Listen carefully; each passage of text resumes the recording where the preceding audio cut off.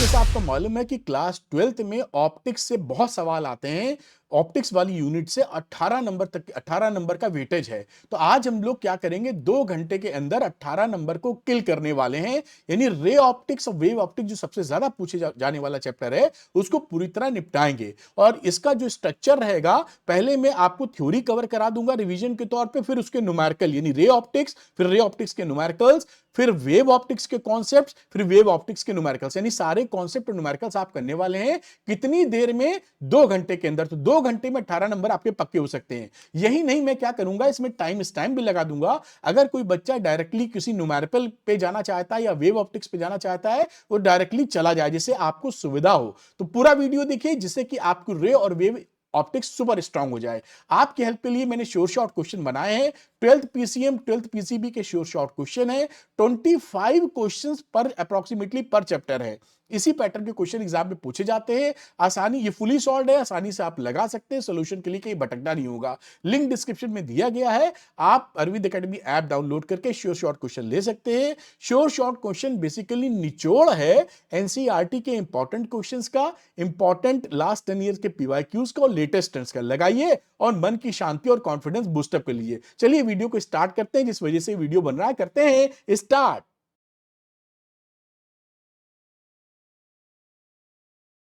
Reflection of light आपको पता ही है, जस्ट मैं रिमाइंड करा देता हूं। इसके लॉज होते हैं। रिफ्लेक्शन कहते क्या है कि एक मीडियम से कोई रे जा रही है, किसी भी सरफेस को हिट करने के बाद उसी मीडियम में वापस चली आए, तो इसको बोलते हैं रिफ्लेक्शन। इसके लॉस क्या है, angle i equal to angle r. आप जानते हैं कि अगर आप नॉर्मल ड्रॉ कर दें उस सरफेस पे, और ये इंसिडेंट एंगल अगर है आई, मान लीजिए इसको, और ये एंगल जो अगर आर होगा, तो दोनों के दोनों बराबर होंगे। साथ में दूसरा लॉ होता है कि at the point of incidence, normal, incident ray and reflected ray, ये तीनों की तीनों सेम प्लेन में होनी चाहिए। ये रिफ्लेक्शन के लॉज हो गए।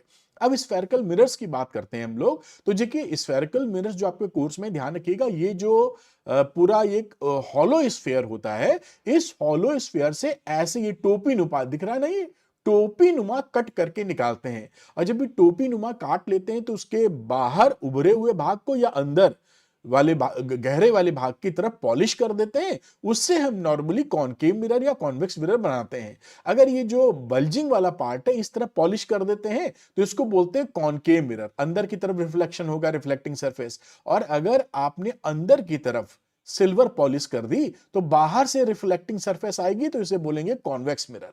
तो आप याद रखिएगा कॉनकेव व कॉन्वेक्स मिरर क्या होता है। वैसे मैंने ट्रिक बना रखी है कि अगर कॉनकेव में, देखिए कॉनकेव में केव आता है, केव का मतलब गुफा, तो गुफा का मतलब है कहीं धसा हुआ पार्ट पे रिफ्लेक्शन हो। तो ऐसा पार्ट जहां होता है, उसे मैं समझ जाता हूं कि ये कॉनकेव मिरर है। जैसे मैं भूलू ना, तो आप चाहें तो इस ट्रिक को दिमाग में रख सकते हैं, वरना जैसे भी याद रखें, कुल मिला के याद रखना। केव मतलब गुफा, यानी घेरा हुआ पार्ट। अब डेफिनेशंस कुछ होती हैं इन कनेक्शंस विद स्फेरिकल मिरर्स। तो पहली होती है, कॉनकेव मिरर के लिए रियल फोकस होता है। देखिए, अगर पैरेलल रेज आ रही हैं और कॉनकेव मिरर में पड़ने के बाद जहां पर वो कन्वर्ज कर जाती हैं या जहां मिलती हैं, उसको आप बोलते हो फोकल फोकस। और इस पोल से कह लीजिए फोकस तक की दूरी को बोलते हैं फोकल लेंथ। तो ये जो फोकल लेंथ होती है, वो नेगेटिव होती है। न्यू कार्टेशियन साइन कन्वेंशन से वो भी हम बताएंगे, नेगेटिव होती है। और रियल फोकस होता है, क्योंकि रियली आप देखें तो रेज यहां मीट कर रही हैं। जबकि अगर आप बात करें कॉन्वेक्स सरफेस में, तो ये रेज पैरेलल जो आती हैं, डाइवर्ज कर जाती हैं। तो ये लगता है कि एक पॉइंट पर मीट कर रही हैं, असल में मीट नहीं होती। तो इस फोकस को बोलते हैं वर्चुअल फोकस, और इसका फोकल लेंथ हम लेते हैं पॉजिटिव इन नेचर। तो याद रखेंगे, जो मेजर बात है, कॉनकेव के लिए फोकल लेंथ नेगेटिव और कॉन्वेक्स मिरर के लिए फोकल लेंथ पॉजिटिव।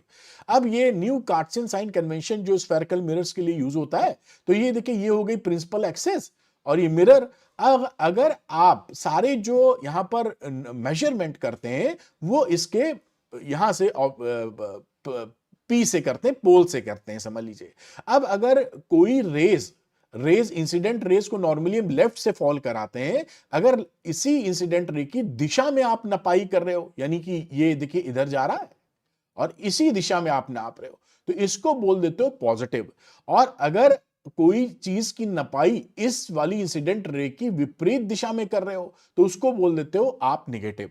यानी कि अगर हम इसको थोड़ा-सा और आसान कर दें, जैसे बच्चे कंफ्यूज ना हो, तो अगर सारी इंसिडेंट ले लेफ्ट से आ रही हैं, तो राइट वाले का मेजरमेंट पॉजिटिव और लेफ्ट की तरफ चलोगे तो नेगेटिव। साथ में अगर हाइट आपने प्रिंसिपल एक्सेस से ऊपर लिए तो पॉजिटिव और प्रिंसिपल एक्सेस से नीचे लिए अगर हाइट तो वो नेगेटिव हो जाएगी। इतनी सी बात। यही आप लेंसेज में भी यूज करोगे। बहुत सरल होता है, लेकिन कोई कंफ्यूजन की जरूरत नहीं है।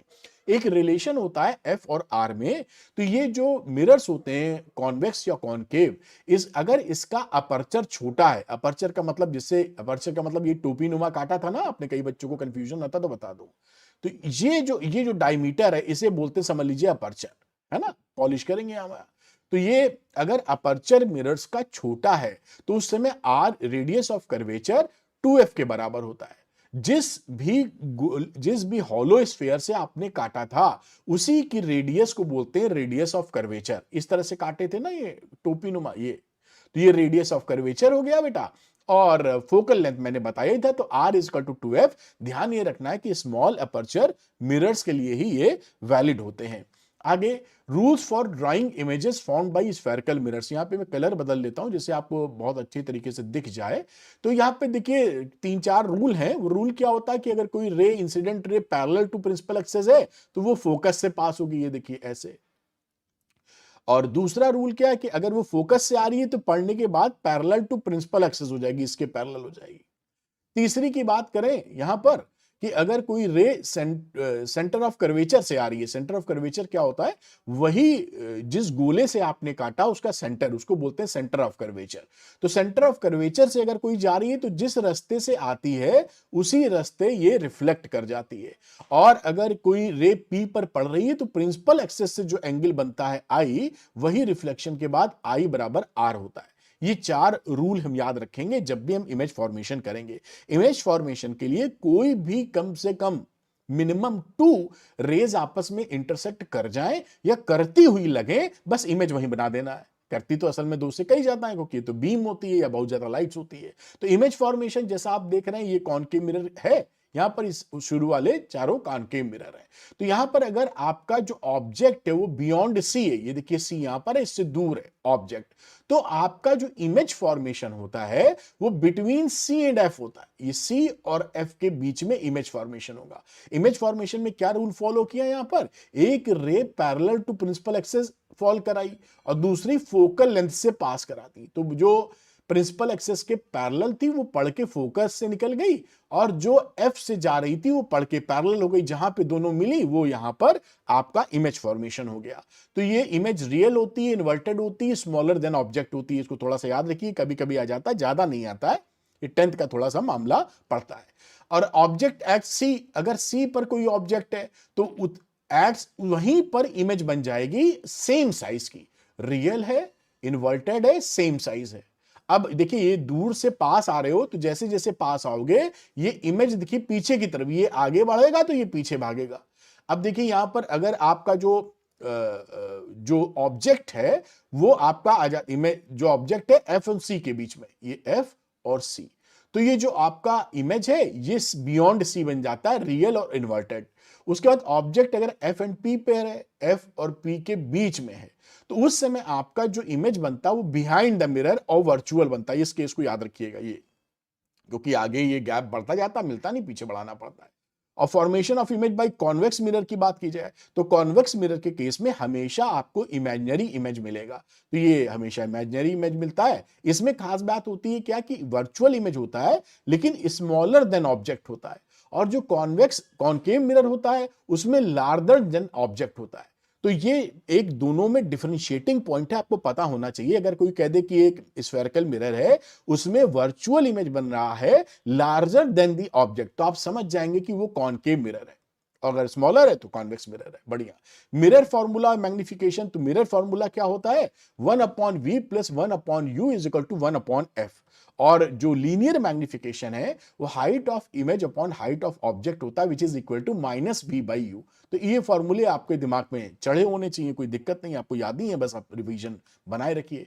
अब आता है रिफ्लेक्शन के बाद रिफ्रैक्शन ऑफ लाइट। तो रिफ्रैक्शन में क्या होता है कि कोई एक रे एक मीडियम से जब दूसरे मीडियम में जाती है तो वो अपने पाथ से डेविएट हो जाती है। इसी डेविएशन को बोलते हैं, इस फिनोमिना को, रिफ्रैक्शन ऑफ लाइट। अब यहां पर देखिए लॉज हैं इसके। ये मीडियम वन, जैसे कि ये एयर है, एक मीडियम वन ले लीजिए, और ये ग्लास है मीडियम टू। तो ये इसके दो लॉज होते हैं। पहला लॉ क्या होता है कि at the point of incidence, जो नॉर्मल खींचते हैं, इंसिडेंट रे और रिफ्रैक्टेड रे, तीनों के तीनों एक प्लेन में होने चाहिए। ये पहला लॉ है, ठीक। और रही बात दूसरे लॉ की, तो दूसरा लॉ स्नेल्स लॉ होता है रिफ्रैक्टिव इंडेक्स का। यानी कि पहले मीडियम में जो एंगल है साइन आई, उसका आई का साइन साइन आई, और दूसरे मीडियम में जो एंगल है आर का साइन आर, उनका रेशियो ले लो तो एक फिक्स्ड नंबर मिलता है। एनसीईआरटी में एन लिखा है रिफ्रैक्टिव इंडेक्स को, कोई रेफरेंस बुक म्यू यूज करती हैं, तो refractive index of 2 with respect to 1 ऐसे लिखा जाता है। तो ये एक नंबर होता है, एक गिनती होती है, और इसका कोई भी यूनिट नहीं होता। इसी को बोलते हैं रिफ्रैक्टिव इंडेक्स। पढ़ते कैसे हैं? Refractive index of 2 with respect to 1। हमेशा जो रिफ्रैक्टिव इंडेक्स होता है, ये पेयर ऑफ मीडिया का प्रॉपर्टी है, एक जोड़े का प्रॉपर्टी है, सिंगल का नहीं है। तो इसको आप पकड़ के रखिए, इसको भी याद करके रखिए। अब ये फॉर्मूला बड़ा इंपॉर्टेंट है आपके एग्जाम के लिए, कई जगह पूछा जाता है। जैसे देखिए refractive index of 2 with respect to 1, तो refractive index of 2 upon refractive index of 1। जब भी ऐसे लिखा जाए रिफ्रैक्टिव इंडेक्स ऑफ 2, तो इसका मतलब होता है एयर के रिस्पेक्ट में, है ना। ये पकड़े रहिएगा आप। कहीं पर जैसे लिखा जाए, इसे बोलते हैं एब्सोल्यूट रिफ्रैक्टिव इंडेक्स। अगर एयर के रिस्पेक्ट में रिफ्रैक्टिव इंडेक्स ले रहे हैं तो उसका नाम होता है एब्सोल्यूट रिफ्रैक्टिव इंडेक्स। या तो म्यू2 लिखो या उसे म्यू2a लिखो। और अगर एयर के अलावा कोई मीडियम है तो उसे मेंशन करना पड़ेगा, म्यू21 लिख सकते हैं। तो इसी तरह से पहले मीडियम में स्पीड अपॉन दूसरे मीडियम में स्पीड, वेवलेंथ पहले मीडियम में अपॉन दूसरे मीडियम में। ये बड़ा इंपॉर्टेंट है, अक्सर एक सवाल आ जाते हैं इससे। रिफ्रैक्टिव इंडेक्स का जो कोई भी यूनिट्स या डायमेंशन नहीं होती। अगर कॉम्बिनेशन ऑफ मीडिया है तो वहां पर आप ध्यान रखिएगा कि अगर रिफ्रैक्टिव इंडेक्स थर्ड मीडियम का निकालने विद रिस्पेक्ट टू 2, और आप चाहते हैं कि इसका रिफ्रैक्टिव इंडेक्स फर्स्ट मीडियम के अराउंड आ जाए, तो म्यू3 1 और म्यू2 1, इस तरीके से इस फॉर्मूले से आप उसको चेंज कर सकते हैं। अच्छा, इसी फॉर्मूले से क्या होता है कि अगर आप refractive index of glass with respect to कोई मीडियम ले रहे हैं और इसका 1 अपॉन करके लिखें, तो refractive index of medium with respect to glass लिखा जा सकता है। ये बड़ा इंपॉर्टेंट फॉर्मूला है, कई जगह आप इसका इस्तेमाल करते हैं, तो इसको पकड़े रहिए आप।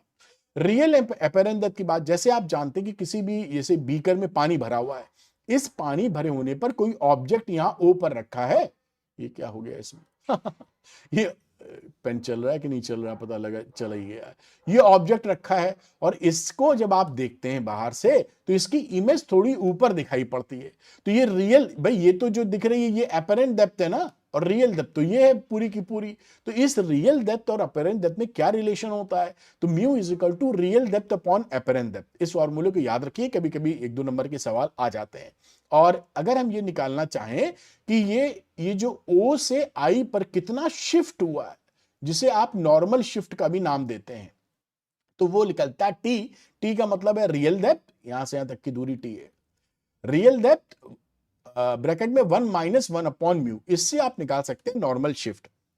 और मान लीजिए कोई सारे मीडियम है, नीचे मान लीजिए पानी है, फिर तेल डाल दिया, ग्लिसरीन है वगैरह वगैरह, तो उन सबकी नॉर्मल शिफ्ट को आपस में जोड़ देंगे तो टोटल नॉर्मल शिफ्ट आपकी निकल आती है। तो D इज इक्वल टू, जैसा फॉर्मूला है, T1 1 - 1 upon mu plus T2 1 upon 1 - mu and so on. इसको भी याद रखिए, कभी कभी सवाल आते हैं सीधे फॉर्मूला बेस होते हैं, थोड़ा सा ध्यान रख लेंगे तो आपका काम बन जाएगा। अब एक बड़ा इंपॉर्टेंट कॉन्सेप्ट होता है जिसके ऊपर सवाल आप देखेंगे हर बार आपको मिलेगा ही मिलेगा। ये होता है TIR, जिसे आप टोटल इंटरनल रिफ्लेक्शन बोलते हैं। इसमें क्या होता है देखिए कि जब आप डेंसर मीडियम से रेयर, ये देखिए पहले वाला डेंसर है, तो जब डेंसर मीडियम से रेयर मीडियम में किसी रे को भेजते हैं तो आप जानते हैं कि वो नॉर्मल से डेविएट होती है, दूर जाती है। तो ये देखिए अगर सीधी डालेंगे तो सीधी निकलेगी। अब यानी एंगल ऑफ डेंसर मीडियम में आई है तो ये सीधी जानी चाहिए थी, लेकिन ये अवे चली गई रेयर मीडियम में। अब ये एंगल अगर आई को और बढ़ा देते हैं तो ऐसी सिचुएशन, ये डिविएट होते होते ऐसी सिचुएशन मिलती है कि जो रिफ्रैक्टेड रे है वो ग्रेस करती हुई, घिसड़ती हुई इन दोनों मीडियम के इंटरफेस से चली जाती है। ये जब सिचुएशन बनती है तो उस समय इस एंगल को, आई को, आप बोलते हैं क्रिटिकल एंगल। ये कौन सा एंगल होता है? क्रिटिकल। क्रिटिकल एंगल को कई लोग किताबों में सी लिखते हैं, कई लोग IC लिखते हैं। तो ये आईसी या क्रिटिकल एंगल क्या पूछा जाता है आपको, ये देखिए यहां पे डेफिनेशन भी मैंने लिख दी है। डेंसर मीडियम का वो एंगल जिसके लिए रेयरर मीडियम में आपका जो एंगल ऑफ रिफ्रैक्शन है वो 90 डिग्री हो जाए, तो उस एंगल को आप बोलते हैं क्रिटिकल एंगल। अब आप तब भी नहीं माने, उससे बड़ा एंगल आपने कर दिया, यानी कि आपने एंगल ऑफ इंसिडेंस को क्रिटिकल एंगल से बड़ा कर दिया, तो ये जो रे आप जा रही है ये वापस उसी मीडियम में रिफ्रैक्ट हो जाती है। जब उसी मीडियम में आ जाएगी तो इस फिनोमिना को बोलते हैं totally refracted, totally internal reflection, और ये एंगल आई आपका आईसी से बड़ा होना चाहिए, इसी को बोलते हैं टीआईआर। टीआईआर में खास बात क्या होती है कि एनर्जी लगभग कंजर्व रहती है, तो आप ध्यान रखिएगा कि जितनी एनर्जी लेके जाएगा उतनी एनर्जी लेके वापस रिफ्लेक्शन मिलेगा। इसकी दो मेजर कंडीशंस होती हैं, एक तो डेंसर से रेयर में रेज जानी चाहिए, दूसरा angle of incidence critical angle से बड़ा होना चाहिए। ये दो कंडीशन जब मीट आउट होती हैं तभी आपका टीआईआर हो सकता है, इनमें से एक भी मिस हुई तो टीआईआर नहीं होगा। Relation between critical angle refractive index, तो जो क्रिटिकल एंगल है और रिफ्रैक्टिव इंडेक्स उसके बीच का रिलेशन होता है mu is equal to 1 upon sine i c. ये रिफ्रैक्टिव है with respect to denser, with respect to rare medium, denser medium का refractive index with respect to rare medium. ये बहुत इंपॉर्टेंट है, छोटे छोटे न्यूमेरिकल्स यहां आते हैं, इसको आप निपटा दीजिएगा। अब इसी का टीआईआर का जो एप्लीकेशन है वो ऑप्टिकल फाइबर आपके कोर्स में है, तो ऑप्टिकल फाइबर टीआईआर का एप्लीकेशन है। इसमें क्या किया जाता है, ये देखिए मेन एक कोर होता है, उसके ऊपर एक क्लैडिंग होती है, उसके बाद एक कोटिंग है और बाकी स्ट्रेंथ के लिए दिया जाता है कि टूटे ना तार। मेन जो खेल है वो कोर और क्लैडिंग का है। तो यहां पर इसमें देखिए जो कोर होता है वो रिफ्रैक्टिव इंडेक्स उसका ज्यादा होता है और क्लैडिंग जो बाहरी सरफेस है उसका रिफ्रैक्टिव इंडेक्स कम होता है। तो जब आप रे को जब भेजते हैं ना, डेंसर से रेयर भेज रहे हैं तो इस तरह भेजते हैं कि यहां पर टीआईआर हो जाए, और ये बराबर टीआईआर होता रहता है, तो ये रे इसके अंदर फंस जाती है, और फंस जाती है तो आप सेवरल किलोमीटर 400 500 1000 किलोमीटर तक उस रे को, ऑप्टिकल रे को ले जा सकते हैं। और फायदा क्या है कि इसमें एनर्जी वेस्ट नहीं होती, तो आप सिग्नल बहुत दूर तक ऑप्टिकल फाइबर से भेज सकते हैं। जैसे पानी के पाइप में फंस जाता है, वैसे ही आप जो लाइट है ना उसको टीआईआर की वजह से आप ऑप्टिकल फाइबर में फंसा सकते हैं। अब आता है स्फेरिकल लेंसेज। तो लेंसेज किसे बोलते हैं, ये देखिए ये एक लेंस क्या होता है, एक पीस होता है रिफ्रैक्टिंग मीडियम का जो दो सरफेसेस से बाउंड होता है, उनमें से कम एक सरफेस आपकी कर्व्ड होनी चाहिए। अगर इस तरीके से कोई चीज ले लें जिसमें दोनों कर्व नहीं है तो ये प्लेन हो जाता है, स्लैब हो जाता है, ये फिर आपका लेंस नहीं है। एक सरफेस भी अगर आपकी कर्व हो गई तो ये लेंस हो जाएगा। दो तरह के मेजरली लेंस आपके सामने आएंगे, कन्वर्जिंग लेंस या कॉन्वेक्स लेंस, और कॉनकेव या डाइवर्जिंग लेंस। ये कॉनकेव लेंस है जो सेंट्रल में पतला होता है with respect to the edges, और ये जो कॉन्वेक्स लेंस होता है ये बीच में बल्जिंग होता, मोटा होता है विद रिस्पेक्ट टू एजेस। इसको इस तरीके से छू के पहचाना जा सकता है। बाकी आप जानते हैं ये कन्वर्ज करेगा तो कन्वर्जिंग, ये डाइवर्ज करेगा तो कॉनकेव लेंस की तरह ट्रीट करेंगे। ये लेंसेज में दो तरह के फोकस होते हैं। पहला फोकस होता है कि फोकस से अगर रेज जा रही है तो पढ़ के अगर वो पैरेलल हो जाए तो उसको फर्स्ट फोकस बोलते हैं। इसी तरीके से आप कॉनकेव के लिए समझ सकते हैं। सेकंड फोकस होता है कि अगर रेज पैरेलल है प्रिंसिपल एक्सेस के तो मीट करती हैं जिस पॉइंट पर, उसको बोलते हैं फोकल लेंथ। जब भी आपसे फोकस की बात की जाए, जब तक कहा ना जाए, आप सेकंड फोकस को ही मान के चलेंगे अनलेस एंड अनटिल ये बोला ना जाए। तो नॉर्मल सेंस में जब फोकस की बात होती है तो हम सेकंड फोकस की ही बात करते हैं। अच्छा, अब जो कॉन्वेक्स लेंस होता है उसका रियल फोकस होता है, क्योंकि देखिए रियल रेज यहां मिल रही हैं, और जो कॉन्केव लेंस होता है यहां पर मिल नहीं रही है तो ये वर्चुअल रेज हैं, तो इसे वर्चुअल फोकस कहते हैं। और भी याद कर लीजिए, कॉन्वेक्स लेंस के लिए इसके लिए आप फोकस लेंथ पॉजिटिव लेते हैं, और कॉनकेव के लिए जो फोकल लेंथ लेंगे वो आप निगेटिव लेते हैं। इसको याद कर लीजिए, बात खत्म। अब refraction at spherical convex surfaces. अब स्फेरिकल सरफेस पे कॉन्वेक्स सर्फेसेस में 4 केस बनते हैं। देखिए ये कॉन्वेक्स सरफेस है, कॉन्वेक्स का मतलब उभरे हुए पार्ट्स रिफ्लेक्टिंग सरफेस है, नीचे ये स्लैब है, आपको दिख रहा होगा उम्मीद करते हैं। तो अब यहां पर क्या हो सकता है कि जो आपका ऑब्जेक्ट है वो या तो रेयरर मीडियम में जैसे यहां पर है, या फिर हो सकता है आपका ऑब्जेक्ट डेंसर मीडियम में हो जैसे कि यहां पर है। तो ऑब्जेक्ट कहां हो सकता है, ऑब्जेक्ट हो सकता है या तो रेयरर में या डेंसर में, और दोनों में दो केस बनते हैं इमेज के, या तो रियल या वर्चुअल, इसी तरह इसके रियल या वर्चुअल। तो इस बेसिस पर आपके चार, टोटल आप देखें चार केस बन जाते हैं। ये चारों केस मैंने लिखे हैं, देखिए ऑप्टिकली यहां पर जो ऑब्जेक्ट है वो रेयर मीडियम में है, इमेज फॉर्मेशन देख रहे हैं तो वो रियल है, यहां पर इमेज फॉर्मेशन है। दूसरे केस में क्या है, ऑब्जेक्ट देखिए रेयर मीडियम में है, इमेज जो है वर्चुअल है। फिर ऑब्जेक्ट आपका डेंसर मीडियम में, इमेज रियल, और ऑब्जेक्ट आपका डेंसर मीडियम में, इमेज वर्चुअल। जो मैंने केस बताई, चार केस बन जाते हैं। और दो केस बनते हैं कॉनकेव सरफेसेस के लिए। कॉनकेव सरफेस में हमेशा आपकी इमेज होती है वर्चुअल। तो आप ऑब्जेक्ट को तो दो जगह रख सकते हैं, ये मान लीजिए मतलब रख दिया डेंसर मीडियम में और इसे रख दिया रेयर मीडियम में, लेकिन बनना तो वर्चुअली है क्योंकि सब में वर्चुअल बनता है। तो यहां पर दो केसेस हो जाते हैं। तो in the case of concave surfaces we get only two cases. ये अब ये जो 6 केस मैंने बताए, 4 कॉन्वेक्स के लिए, 2 कॉनकेव के लिए, फॉर्मूला जो होता है वो इन 6 के लिए एक ही होता है। तो formula is same for convex और कॉनकेव स्फेरिकल सरफेस। बस ये देखना होता है कि ऑब्जेक्ट कहां रखा है। अगर ऑब्जेक्ट रेयर मीडियम में रखा है, मतलब रेयर से डेंसर जा रही है रेज, तो उस समय μ2 upon v minus μ1 upon u is equal to μ2 minus μ1 upon r का फॉर्मूला लगाते हैं। μ2 है डेंसर मीडियम का रिफ्रैक्टिव इंडेक्स, μ1 है रेयर मीडियम का रिफ्रैक्टिव इंडेक्स। ये पकड़े रहिए, विथ साइन रखेंगे जो भी रखेंगे यहां पर आप। और अगर ऑब्जेक्ट रखा है डेंसर मीडियम में, यहां ऊपर रेयर मीडियम, तो ये अदला μ1 μ2 का अदला बदली हो जाता है। तो μ1 upon v minus μ2 upon u is equal to μ1 minus μ2 upon r, और सारी वैल्यूज विद साइन रखी जाएंगी।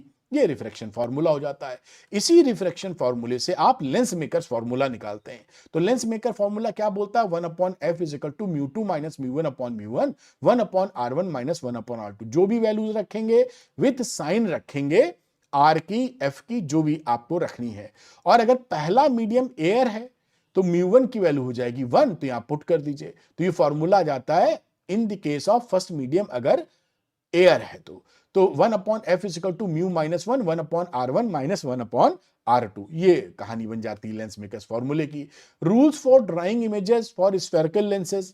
अब इसमें रूल्स क्या है लेंसेज के लिए, कि अगर rays parallel to principal axis है तो फोकस से जाएगी, अगर फोकस से जा रही है तो पढ़ के पैरेलल टू प्रिंसिपल एक्सिस हो जाएगी। नंबर 3, अगर ऑप्टिकल सेंटर से जा रही है तो ये आपकी सीधी निकल जाएगी। ये 3 रूल होते हैं, इसी के बेसिस पे आप इमेज फॉर्मेशन बनाते हैं। ये आपकी कॉन्वेक्स लेंस के लिए है और ये कॉनकेव लेंस के लिए है। तो कॉन्वेक्स लेंस में देखें, अगर आपका ऑब्जेक्ट बियॉन्ड 2f है, ये 2f से दूर है ऑब्जेक्ट, तो इसका जो इमेज बनता है वो रियल होता है, f और 2f के बीच में स्मॉलर और इन्वर्टेड होता है।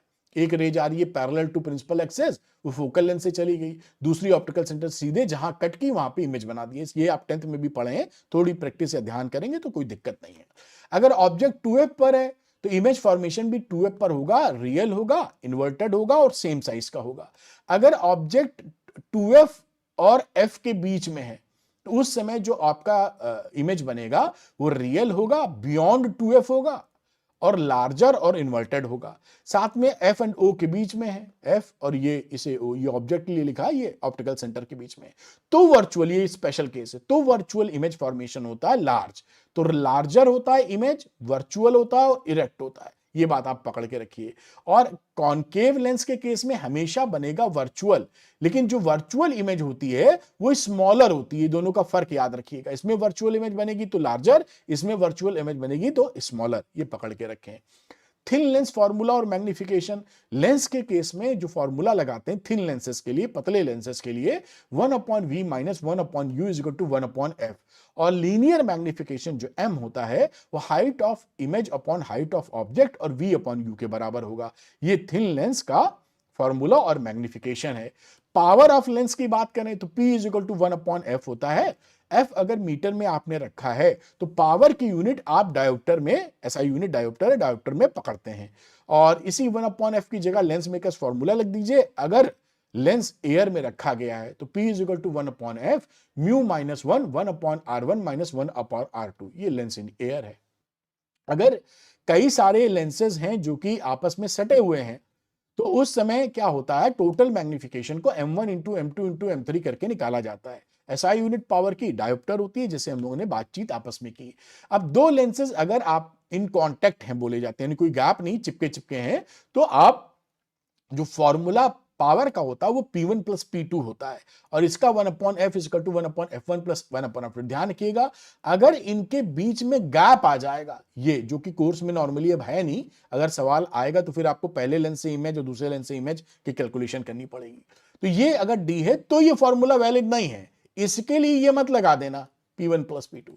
अगर इसके लिए लगा देंगे तो ये गलत हो जाएगा। ये कब के लिए है? जब ये कांटेक्ट में है, यानी सटे हुए हैं, चिपके हुए हैं। मेरे ख्याल से बात पकड़ते क्लैरिटी बनी होगी। रिफ्रैक्शन थ्रू ए प्रिज्म, जब भी ये देखिए प्रिज्म जो होता है, आप फिगर तो हमेशा प्रिज्म की ऐसे बनाते हैं, लेकिन ये वेज शेप होता है, इस तरह ऊपर से नुकीला और नीचे चौड़ा। ये इसकी रिफ्रैक्टिंग सरफेस होती है, रे पड़ती है व्हाइट लाइट, और अलग अलग कलर्स में ये बट जाती है, क्योंकि सब कलर्स के लिए डिवीजन एंगल अलग अलग होते हैं। ये जो एंगल होता है इसे बोलते हैं एंगल ऑफ प्रिज्म। अब कुछ इंपॉर्टेंट चीजें जो आपके एग्जाम और वाइवा के लिए भी, दोनों के लिए इंपॉर्टेंट है। Deviation produced by A prism, देखिए क्या होता है, एक सिंपल सी चीज याद रखिए कि हमेशा जो रे जाती है प्रिज्म में वो बेस की तरफ मुड़ती है। ट्रिक है, समझ लीजिए, ये रे गई, ये बेस था ना, ये बेस है, तो बेस की तरफ मुड़ गई, फिर ये बाहर निकली, फिर बेस की तरफ मुड़ गई। तो इस तरह से इसका आप रिफ्रैक्शन समझा सकते हैं। अब ये इस डायग्राम के मुताबिक ये नॉर्मल खींचा, इस एंगल को आई बोला है, ये रिफ्रैक्टिंग एंगल हो गया, ये दूसरे वाला आर डैश इंसिडेंस दूसरे के लिए, और इमर्जेंट एंगल आई डैश है। इस फिगर के हिसाब से इनमें एक रिलेशन होता है, I plus I dash is equal to A plus delta. इसको आप जरूर याद रखिएगा, कई जगह इस्तेमाल होता है। जो डेल्टा है, डेल्टा का मतलब होता है एंगल ऑफ डिविएशन, यानी जिस डायरेक्शन में रे जा रही थी उससे फाइनली इधर चली गई, तो उसको पीछे मिला दो, तो वो रे जहां जा रही थी उससे कितनी घूम गई, उस एंगल को बोलते हैं एंगल ऑफ डिविएशन। ये एंगल ऑफ डिविएशन को लेकर सवाल में कई क्वेश्चंस पुट अप किए जाते हैं, वाइवा प्रैक्टिस में भी पूछे जाते हैं। ये किन पे डिपेंड करता है? तो ये एंगल ऑफ इंसिडेंस पे डिपेंड करता है। दूसरा, material of prism, refractive index of prism, wavelength of light, लाल पीली नीली किस कलर की लाइट है, और एंगल ऑफ प्रिज्म। इन चार चीजों पर डेल्टा डिपेंड करता है। अब variation of angle of deviation with angle of incidence, आप क्या करते हैं, जैसे जैसे आई को आप बढ़ाते जाते हैं, आप एक ग्राफ खींचते हैं, यहां पर आई प्लॉट कर रहे हैं और यहां पर एंगल ऑफ डिविएशन प्लॉट कर रहे हैं, तो आप क्या देखते हैं, जैसे जैसे आप आई बढ़ाते हैं ये डेल्टा कम होता जाता है, कम होते होते एक पॉइंट मिलता है, फिर आप एंगल बढ़ाते हैं, फिर ये बढ़ने लगता है। तो जिस पॉइंट पर सबसे कम एंगल ऑफ डिविएशन मिलता है उसको बोलते हैं एंगल ऑफ मिनिमम डिविएशन। वहां पर दो स्पेशल चीजें होती हैं, एक तो क्या होता है कि एंगल आई बराबर आई डैश होता है, ये एंगल आई है, ये आई डैश के बराबर हो जाएगा, और ये आर और आर डैश भी बराबर होता है। और दूसरी चीज यहां लिखी नहीं है, ये जो रे होती है प्रिज्म के अंदर वाली, ये इसके बेस के पैरेलल हो जाती है। तो दो चीजें हैं, I is equal to I dash, R is equal to R dash, और अंदर वाली रे जो प्रिज्म के अंदर है वो बेस के पैरेलल हो जाएगी। कब? At angle of minimum deviation पर। अब रिलेशन बिटवीन रिफ्रैक्टिव इंडेक्स और एंगल मिनिमम, ये बड़ा इंपॉर्टेंट फॉर्मूला, छोटे छोटे सवाल इस पे आते जाते हैं। अब रिफ्रैक्टिव इंडेक्स यानी म्यू एंड डेल्टा एम के बीच के रिलेशन की बातचीत की जा रही है। तो mu is equal to sine A plus delta m by 2, और ये अपॉन साइन ए बाई 2, इससे रिफ्रैक्टिव इंडेक्स निकाल सकते हो। अगर स्मॉल एंगल्ड प्रिज्म है, यानी ए की वैल्यू छोटी है, कितनी छोटी? 5 डिग्री से कम, तो उस समय डेल्टा को म्यू -1 इंटू ए से आप निकाल सकते हो, ऐसे पकड़े रहो। अब आते हैं ऑप्टिकल इंस्ट्रूमेंट पे। तो ऑप्टिकल इंस्ट्रूमेंट, देखिए हमारी देखने की जो शक्ति है वो लिमिटेड है आंखों की। अगर हमें किसी चीज को बड़ा देखना है, दूर की चीज को देखना है, तो हमें कुछ इंस्ट्रूमेंट्स का सहारा लेना पड़ता है, उसी को बोलते हैं ऑप्टिकल इंस्ट्रूमेंट्स। अपने कोर्स में 3 तरह के ऑप्टिकल इंस्ट्रूमेंट्स हमारे कोर्स में, simple microscope, compound microscope, astronomical telescope. अब सिंपल माइक्रोस्कोप क्या कहता है? पास की चीजों को बड़ा करके दिखाएगा। कंपाउंड माइक्रोस्कोप का भी यही काम है। एस्ट्रोनॉमिकल टेलीस्कोप सूरज चांद सितारे को देखने यानी दूर की चीजों को देखने के काम आता है। इन तीनों ही केसेस में 2 केसेस बनते हैं। ये मैग्निफिकेशन लीनियर मैग्निफिकेशन नहीं है जो आपने मिरर या लेंस के केस में पढ़ा था, ये होता है एंगुलर मैग्निफिकेशन। यहां मैंने हाईलाइट किया है जैसे आप कंफ्यूज ना हो, that is different from linear magnification. जो लेंस और मिरर में इस्तेमाल किया था एम, वो एम ये नहीं होता, तो इसको मैग्नीफाइंग पावर या एंगुलर मैग्निफिकेशन बोलते हैं। तो एक magnification of final image at D, capital D का मतलब होता है नॉर्मल हेल्दी बीइंग के लिए अपनी आंखों से 25 सेंटीमीटर की दूरी, और स्ट्रेन्ड आई इसको बोलते हैं, क्योंकि मैग्निफिकेशन सबसे ज्यादा मिलता है, आंखों पे जोर पड़ता है। फाइनल इमेज बनती है इन्फिनिटी पर, दूसरा केस तो रिलैक्स्ड आई रहता है, आंखों पे जोर नहीं पड़ता, लेकिन मैग्निफिकेशन मिनिमम होता है। ये नॉर्मल एडजस्टमेंट की कहानी। तो ये पूरा मैंने इंट्रोडक्शन टाइप आपको दे दिया। सिंपल माइक्रोस्कोप, अब हर माइक्रोस्कोप में या टेलीस्कोप में हम दो दो केसेस बनाएंगे। तो सिंपल माइक्रोस्कोप जस्ट एक कॉन्वेक्स लेंस होता है। तो जब फाइनल इमेज बनती है डी पर, उस समय मैग्नीफाइंग पावर 1+d/f होती है, और जब फाइनल इमेज बनती है इंफिनिटी पर तो d/f होती है मैग्नीफाइंग पावर। अब ये जो सिंपल माइक्रोस्कोप होता है, इसकी मैग्नीफाइंग पावर 9 या 9 से कम होती है, इससे बड़ी नहीं होती है एनसीईआरटी के हिसाब से। तो जब इससे कम होती है, आपको बड़ा देखना होगा तो इससे नहीं देख पाएंगे, तो उसके लिए बनाया गया है कंपाउंड माइक्रोस्कोप। कंपाउंड माइक्रोस्कोप में दो लेंसेज होते हैं, जो ऑब्जेक्ट की तरफ होता है उसे बोलते हैं ऑब्जेक्टिव लेंस, और जो आंखों के पास होता है उसको बोलते हैं आई पीस।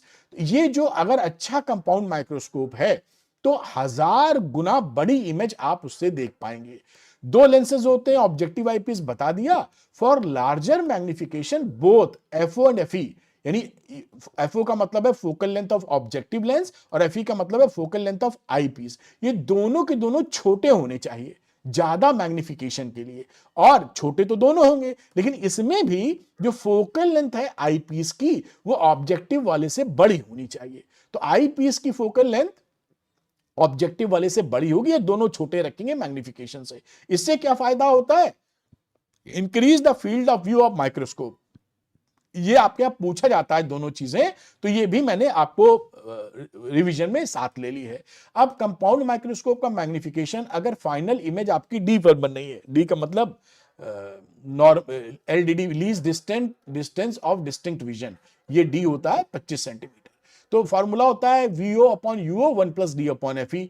या अगर आप ट्यूब लेंथ की बात करें, ट्यूब लेंथ का मतलब होता है इन लेंसेज की बीच की दूरी, कितना लंबा कंपाउंड माइक्रोस्कोप है, तो -L/FO 1+D/FE, ये ट्यूब लेंथ आ गई। L = VO + U का न्यूमेरिक वैल्यू जोड़ दीजिए।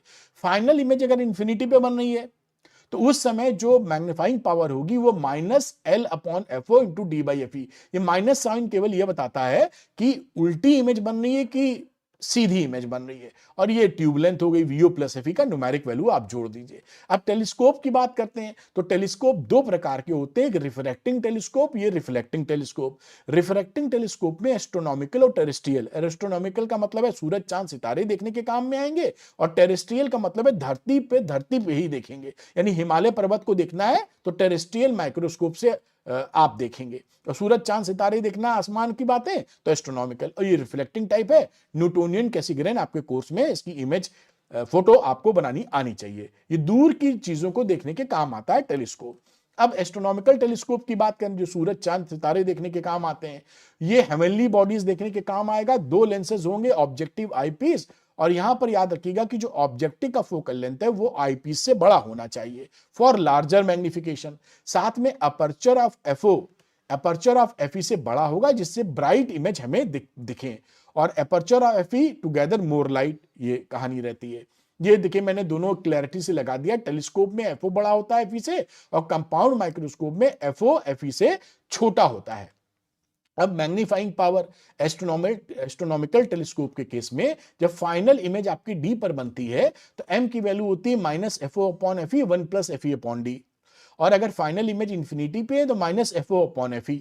इस तरह याद रखें। रिफ्लेक्टिंग टेलीस्कोप की बातचीत की जाएगी, तो इसमें क्या करते हैं हम लोग, रिफ्रैक्शन की जगह मिरर्स यूज करते हैं। तो ये देखिए सूरज चांद सितारे से लाइट आ रही है पैरेलल, और यहां आपने कॉनकेव मिरर लगा रखा है बड़ा सा।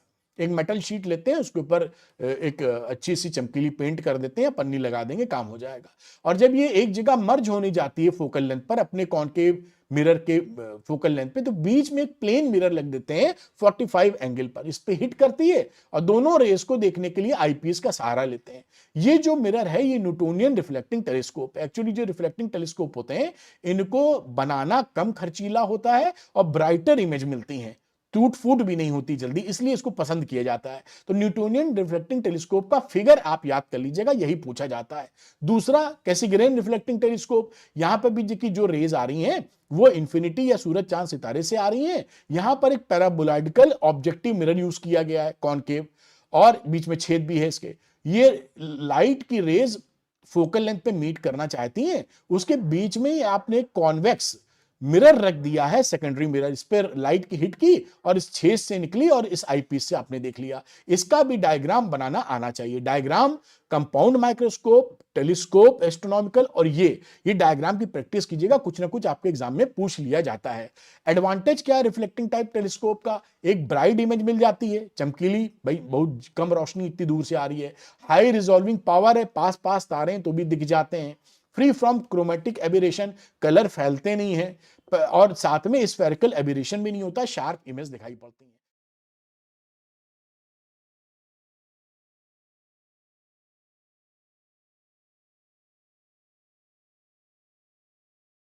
अब सवाल देखते हैं, तो यहां लिखा है फिगर 9.27 ए, ये 9.27 है, ए एंड बी।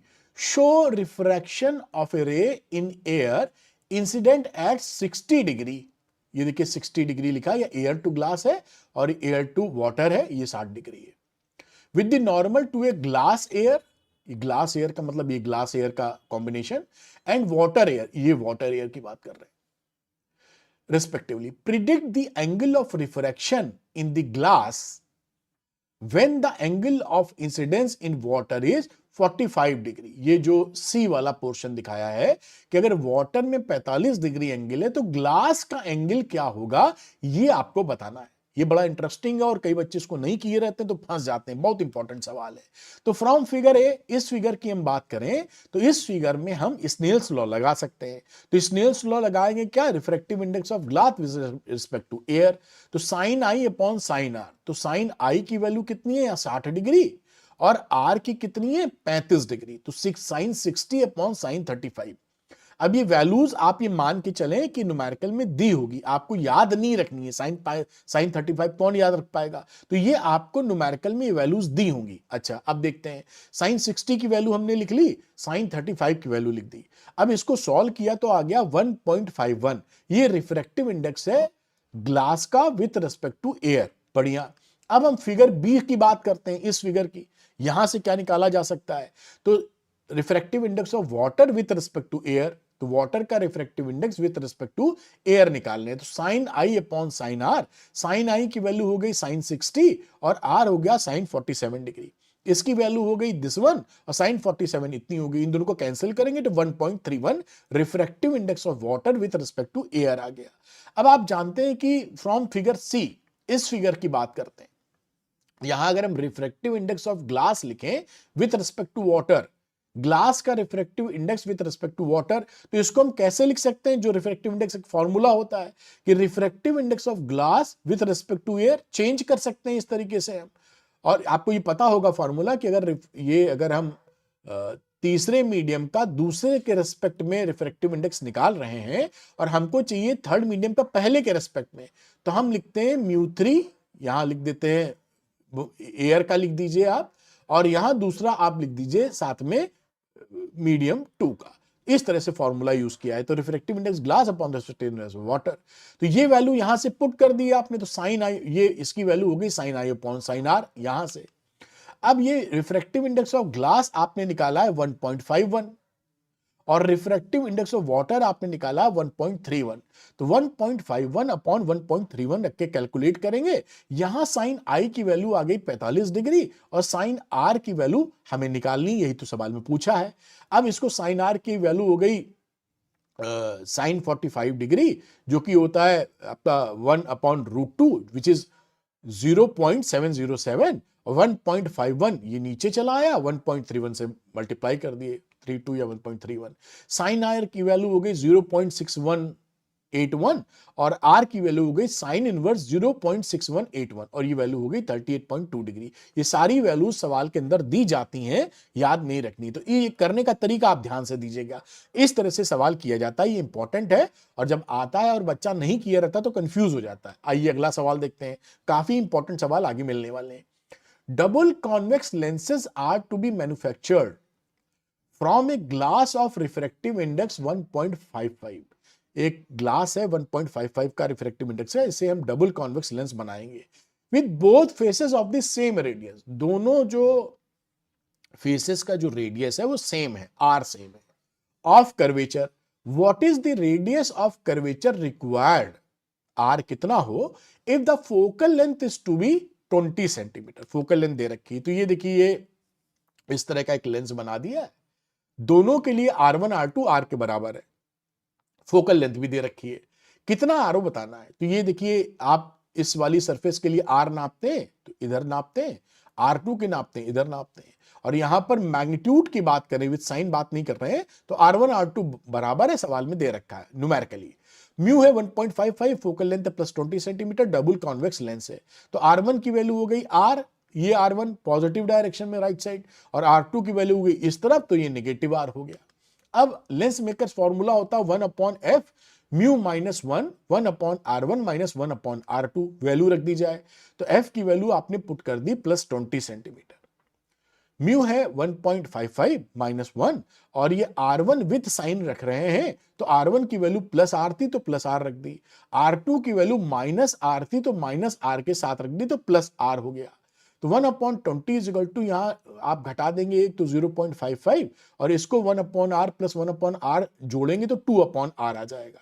तो यहां r की वैल्यू कितनी हो गई 0.55 इंटू 2 इंटू 20, ये यानी 40, तो 0.55 को आप 40 से मल्टीप्लाई कर देंगे तो 22 सेंटीमीटर आपको मिल जाएगा। तो आंसर क्या रहा, 22 सेंटीमीटर का रेडियस ऑफ कर्वेचर आप ले लेंगे, तो फोकल लेंथ 20 सेंटीमीटर की निकाल पाएंगे डबल कॉनकेव कॉन्वेक्स लेंस के अंदर, जिसका R1 R2 सेम है और रिफ्रैक्टिव इंडेक्स 1.55 है। आइए अगला सवाल देखते हैं। A small telescope has an objective lens of focal length 144 centimetre. ये ऑब्जेक्टिव लेंस का फोकल लेंथ है 144 सेंटीमीटर, एंड एन आईपीस का जो फोकल लेंथ है वो 6 centimetre. What is the magnifying power of the telescope? What is the separation between the objective and the eyepiece? तो ये देखिए FO की वैल्यू 144 सेंटीमीटर है, focal length of objective lens, और आईपीएस का 6 सेंटीमीटर है। स्मॉल टेलीस्कोप जिसका normal, जब तक आपको बोला नहीं जाए आप हमेशा नॉर्मल एडजस्टमेंट लेंगे, यानी कि फाइनल इमेज एट इंफिनिटी, तो एम की वैल्यू हो जाती है FO अपॉन FE उस केस के अंदर। FO की वैल्यू 144 और FE की वैल्यू ये 6 रखी है, सॉल्व करिए 24 सेंटीमीटर, 24 की वैल्यू आएगी, कोई यूनिट नहीं होती इसकी, तो मैग्नीफाइंग पावर आपकी 24 आ गई। अच्छा, अब सेपरेशन निकाल रहे हैं ऑब्जेक्टिव और आई पीस के बीच का, तो FO प्लस FE होता है नॉर्मल एडजस्टमेंट के लिए, तो नॉर्मल एडजस्टमेंट के लिए FO प्लस FE 144 प्लस 6, ये 150 सेंटीमीटर ट्यूब लेंथ या इस टेलीस्कोप का जो लेंथ है वो 150 सेंटीमीटर है। ऐसे सवाल बड़े बोर्ड में आए हुए, बोर्ड में आया हुआ सवाल है, इसको आप अच्छे से करके जाइए। ठीक है, अगला सवाल देखते हैं, बड़ा interesting. A prism is made of glass of unknown refractive index.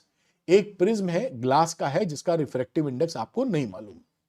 A parallel beam of light is incident a face of the prism. किसी प्रिज्म के एक फेस पर पैरेलल बीम ऑफ लाइट को फॉल कराया जाता है।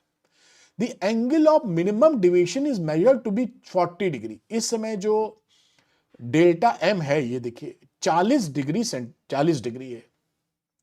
What is the refractive index of the material of the prism? इस समय ये जो प्रिज्म है इसका म्यू कितना है ये आपको निकालना है, पहला एक सवाल। अच्छा, इसको निकाल लेते हैं फिर आगे बढ़ते हैं। The refractive angle of the prism दे रखा 60, ये ए की वैल्यू 60 डिग्री है। फिर ये सेकंड पार्ट कहा है, पढ़ लेते हैं। If the prism is placed in water, इसी प्रिज्म को अगर आप पानी में रख देते हो, डुबो देते हो, जिसका रिफ्रैक्टिव इंडेक्स पानी का 1.33 है, तो उस समय predict the new angle of minimum deviation. उस समय डेल्टा एम तब क्या होगा जब पानी में रखे हो। अभी हम पहले केस की बात करते हैं, जब ये हवा में रखा गया है, तो हम जानते हैं रिफ्रैक्टिव इंडेक्स ऑफ ग्लास, ये ग्लास है, ये एयर है। Refractive index of glass with respect to air हो जाएगा sine A plus delta m by 2, ये फॉर्मूला होता है साइन ए बाई 2। तो साइन ए की जगह 60 डिग्री और डेल्टा एम की जगह 40 डिग्री अपॉन 2, और नीचे हो गया साइन 60 बाई 2। तो ऊपर आ गया साइन 100 अपॉन 2 यानी 50 डिग्री, नीचे आ गया 30 डिग्री। साइन 50 डिग्री की वैल्यू 0.7660 और साइन 30 हो गया 0.5। इन दोनों को सॉल्व करेंगे 1.532 आपका आंसर आ जाएगा। ये सारी वैल्यूज दी होती हैं, उसके लिए चिंता मत करिएगा, ये करने का प्रोसेस या मेथड जरूर पकड़ लीजिए। 1.532। अच्छा, अब इसको उठाकर आपने क्या किया है, ये तो ग्लास था लेकिन पानी में रख दिया, हर जगह पानी है यहां, है ना, ऐसे। अब हमें डेल्टा एम निकालना है, तो डेल्टा एम डैश हो गया भाई, डेल्टा एम से फर्क आएगा। उस समय refractive index of glass with respect to water निकालेंगे, ग्लास है और बाहर पानी है, ठीक। तो sine A plus delta m dash upon 2 upon sine A by 2, तो यहां हो गया रिफ्रैक्टिव, इसको लिख सकते हो, इसको refractive index of glass upon refractive index of water is equal to sine 60 plus delta m dash upon 2 by 60, तो चेंज नहीं होगा ये, डेल्टा एम डैश कुछ भी हो, साइन 60 बाई 2, तो ये हो गया 1.532 अपॉन 1.33, ये वैल्यू रख दी ग्लास की और वाटर की जो दे रखा है, और ये sine 60 plus delta m dash upon 2 upon sine 30 degree. अब यहां पर आप देखें तो ये वैल्यू आ गई sine 60 plus delta m dash upon 2, और साइन 30 तो होता है 0.5, तो इन दोनों को 0.5 से मल्टीप्लाई कर दीजिए, देखिए। अब इसको सॉल्व करेंगे तो 0.5759 आ जाएगा। यहां पर इसको जो मैं ये येलो इसके ऊपर आ रहा है उसको हटाना चाहता हूं, जैसे आपको दिख जाए थोड़ा सा, है ना, ऐसे इसको भी थोड़ा कम कर दो, साफ साफ दिखेगा। अच्छा, अब ये वापस आ जाते हैं। अब यहां पर देखिए ये इसका साइन इनवर्स ले लीजिए इस वाली वैल्यू का, तो 30 degree plus delta m dash upon 2 is equal to sine inverse this one, ये वैल्यू 35 डिग्री 10 मिनट आ गई, ये दे रखेंगे सवाल में आपको।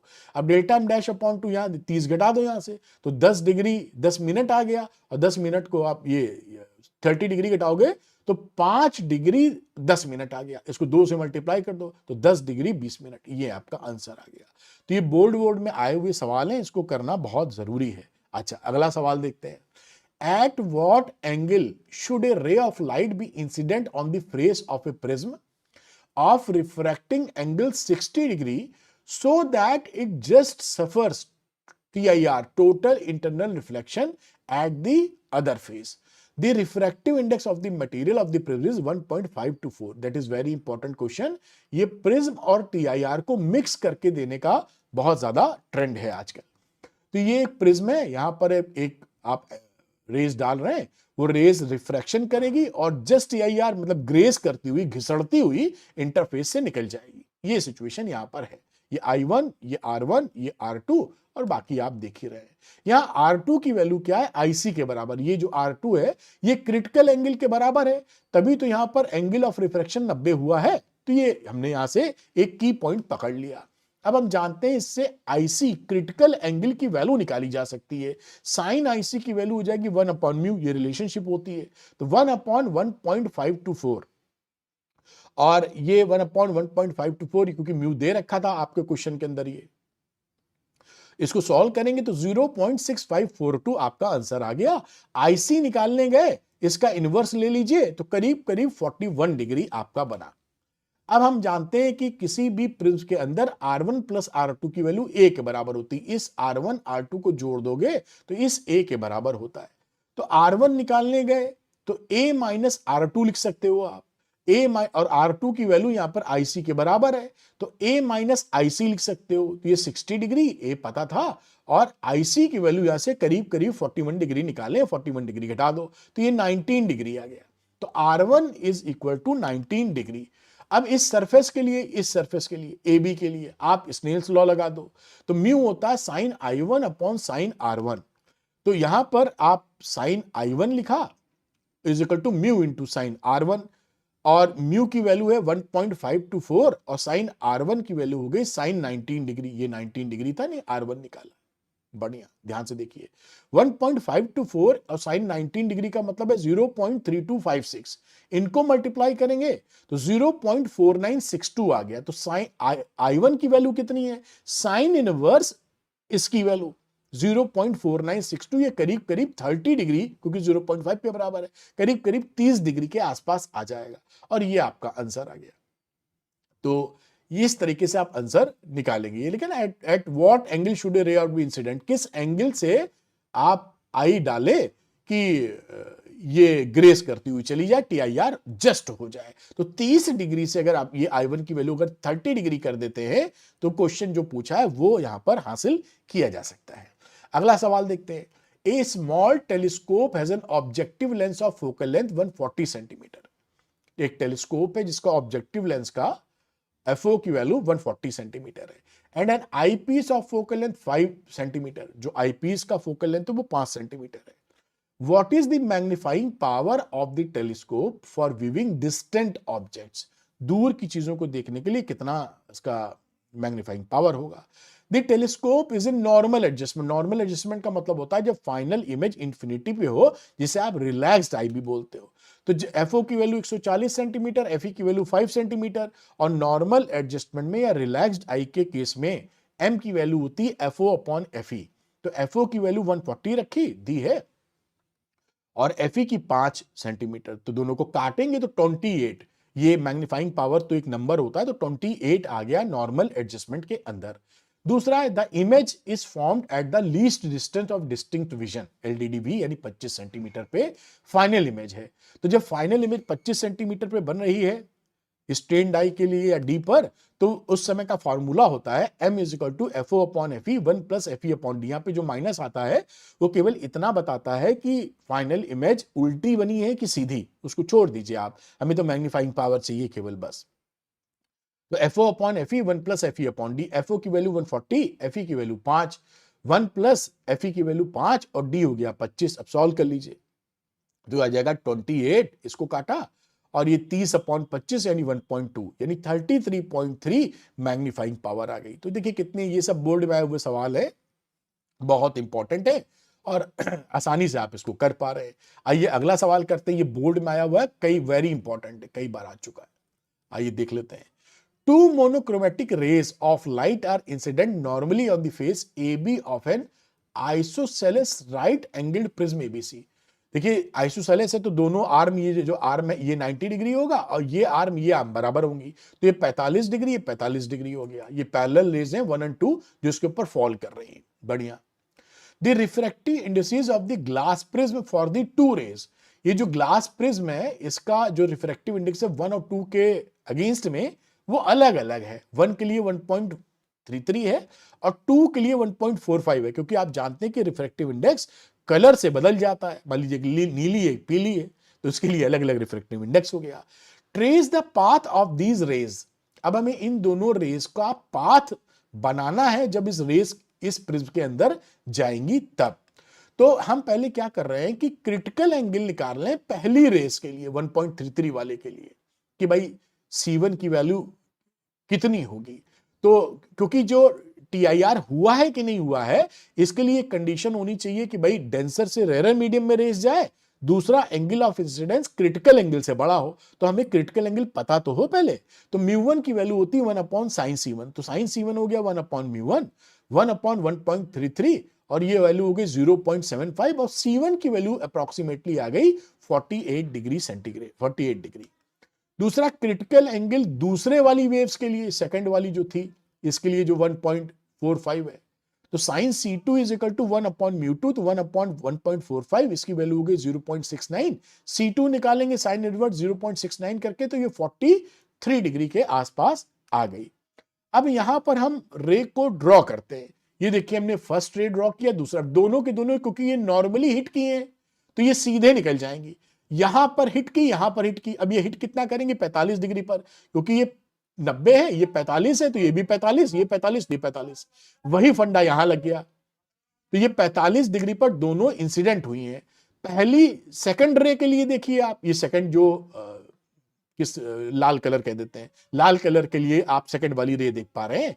तो I45 डिग्री जो है ये क्रिटिकल एंगल जो इसका 43 डिग्री था 43 डिग्री उससे बड़ा है, तो यहां पर इसका angle of incidence critical angle से बड़ा है, तो इसका TIR हो गया। भाई TIR होने के लिए क्या होता है, ये डेंसर से रेयर में जा, ये डेंसर है, ये रेयर है, पहली कंडीशन मीट आउट। दूसरी I is greater than IC, तो TIR यहां से चली और ये 90 डिग्री पर हिट करेगी, सीधे निकल जाएगी 90 पे। क्यों? क्योंकि ये 45 है, ये 45 है, ये 90 है, ये 90, तो ये 90 था ही, तो ये 90 है ही, तो ये भी 90, सीधे निकल गई। बढ़िया। दूसरी बात करते हैं इसकी कहानी। अब इसमें ये एंगल ऑफ इंसिडेंस 45 डिग्री है, लेकिन क्रिटिकल एंगल इसके लिए 48 डिग्री 48 डिग्री था, यानी ये छोटा रह गया, तो TIR नहीं होगा। तो ये रेस क्या करेगी, सिंपल रिफ्रैक्ट कर जाएगी, 45 डिग्री से आगे निकल जाएगी। तो इस तरह से आप ट्रेस करेंगे। हमेशा ध्यान रखिएगा, जब भी आजकल आपके यहां सवाल आते हैं प्रिज्म वाले, प्रिज्म के साथ TIR को घुसेड़ देते हैं, तो TIR प्लस प्रिज्म मिलकर एक तगड़ा सवाल बन जाता है, जो कि आपके सामने बोर्ड में आया हुआ सवाल है। आइए अगला एक सवाल करते हैं। An optical instrument uses an objective lens of power 100 diopter and an eyepiece of power 40 diopter. The final image is formed at infinity when the tube length of the instrument is kept at 20 cm. Tube length दे रखा है, final image infinity पे यानी relaxed आई है, power आपको दे रखा है objective का 100 डी और आईपीएस का पावर 40 डी है। Identify the optical instrument. बहुत बढ़िया सवाल, ये सवाल आपके एग्जाम में आता है तो बहुत बच्चे गलत करते हैं। अब पीओ यानी ऑब्जेक्टिव का पावर दे रखा है 100 डी के बराबर, तो पीओ की वैल्यू होती है 1 upon FO, FO in metre, तो एफओ की वैल्यू हो गई 1 अपॉन 100 मीटर में। अब इसको सॉल्व कर लीजिए तो 0.01 मीटर या आ गया 1 सेंटीमीटर के बराबर। ये ऑब्जेक्टिव का फोकल लेंथ है।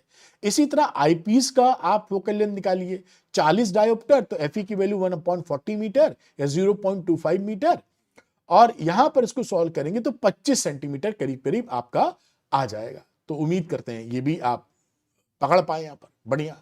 अब आगे चलते हैं। ये since FO is less than FE, यहां पर देखिए जो एफओ की वैल्यू है 1 सेंटीमीटर है, ये एफई से छोटा है, तो इंस्ट्रूमेंट कंपाउंड माइक्रोस्कोप हो जाएगा। ध्यान रखिएगा कि कंपाउंड माइक्रोस्कोप में ऑब्जेक्टिव का फोकल लेंथ आईपीस से छोटा होता है और टेलीस्कोप में जो ऑब्जेक्टिव का फोकल लेंथ है वो आईपीस से बड़ा होता है। ये अंतर होता है, यही पहचानने के काम आता है, ठीक है। दूसरा है कैलकुलेट द एंगुलर मैग्निफिकेशन यानी magnifying power produced by the instrument, जो कि कंपाउंड माइक्रोस्कोप है। इसके लिए मैग्नीफाइंग पावर जब फाइनल इमेज इंफिनिटी पे हो तो क्या होता है, L upon FO D upon FE. तो एल की वैल्यू 20 है, दे रखा है ट्यूब लेंथ या इस कंपाउंड माइक्रोस्कोप की लेंथ, लंबाई, तो 20/1 और डी होता है 25 सेंटीमीटर, एफ होता है 2.5। बढ़िया। अब यहां पर आपने वैल्यू रख दी 200 करीबन, ये वैल्यू आपकी आ गई 200, आपका मैग्नीफाइंग पावर हो गया।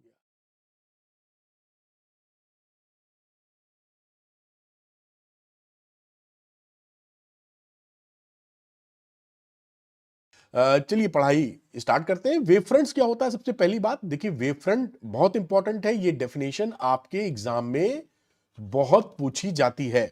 ये क्या है? कि किसी भी मीडियम में जो पार्टिकल्स सेम फेज में हो, उनका जो लोकस होता है उसको बोलते हैं वेव फ्रंट्स।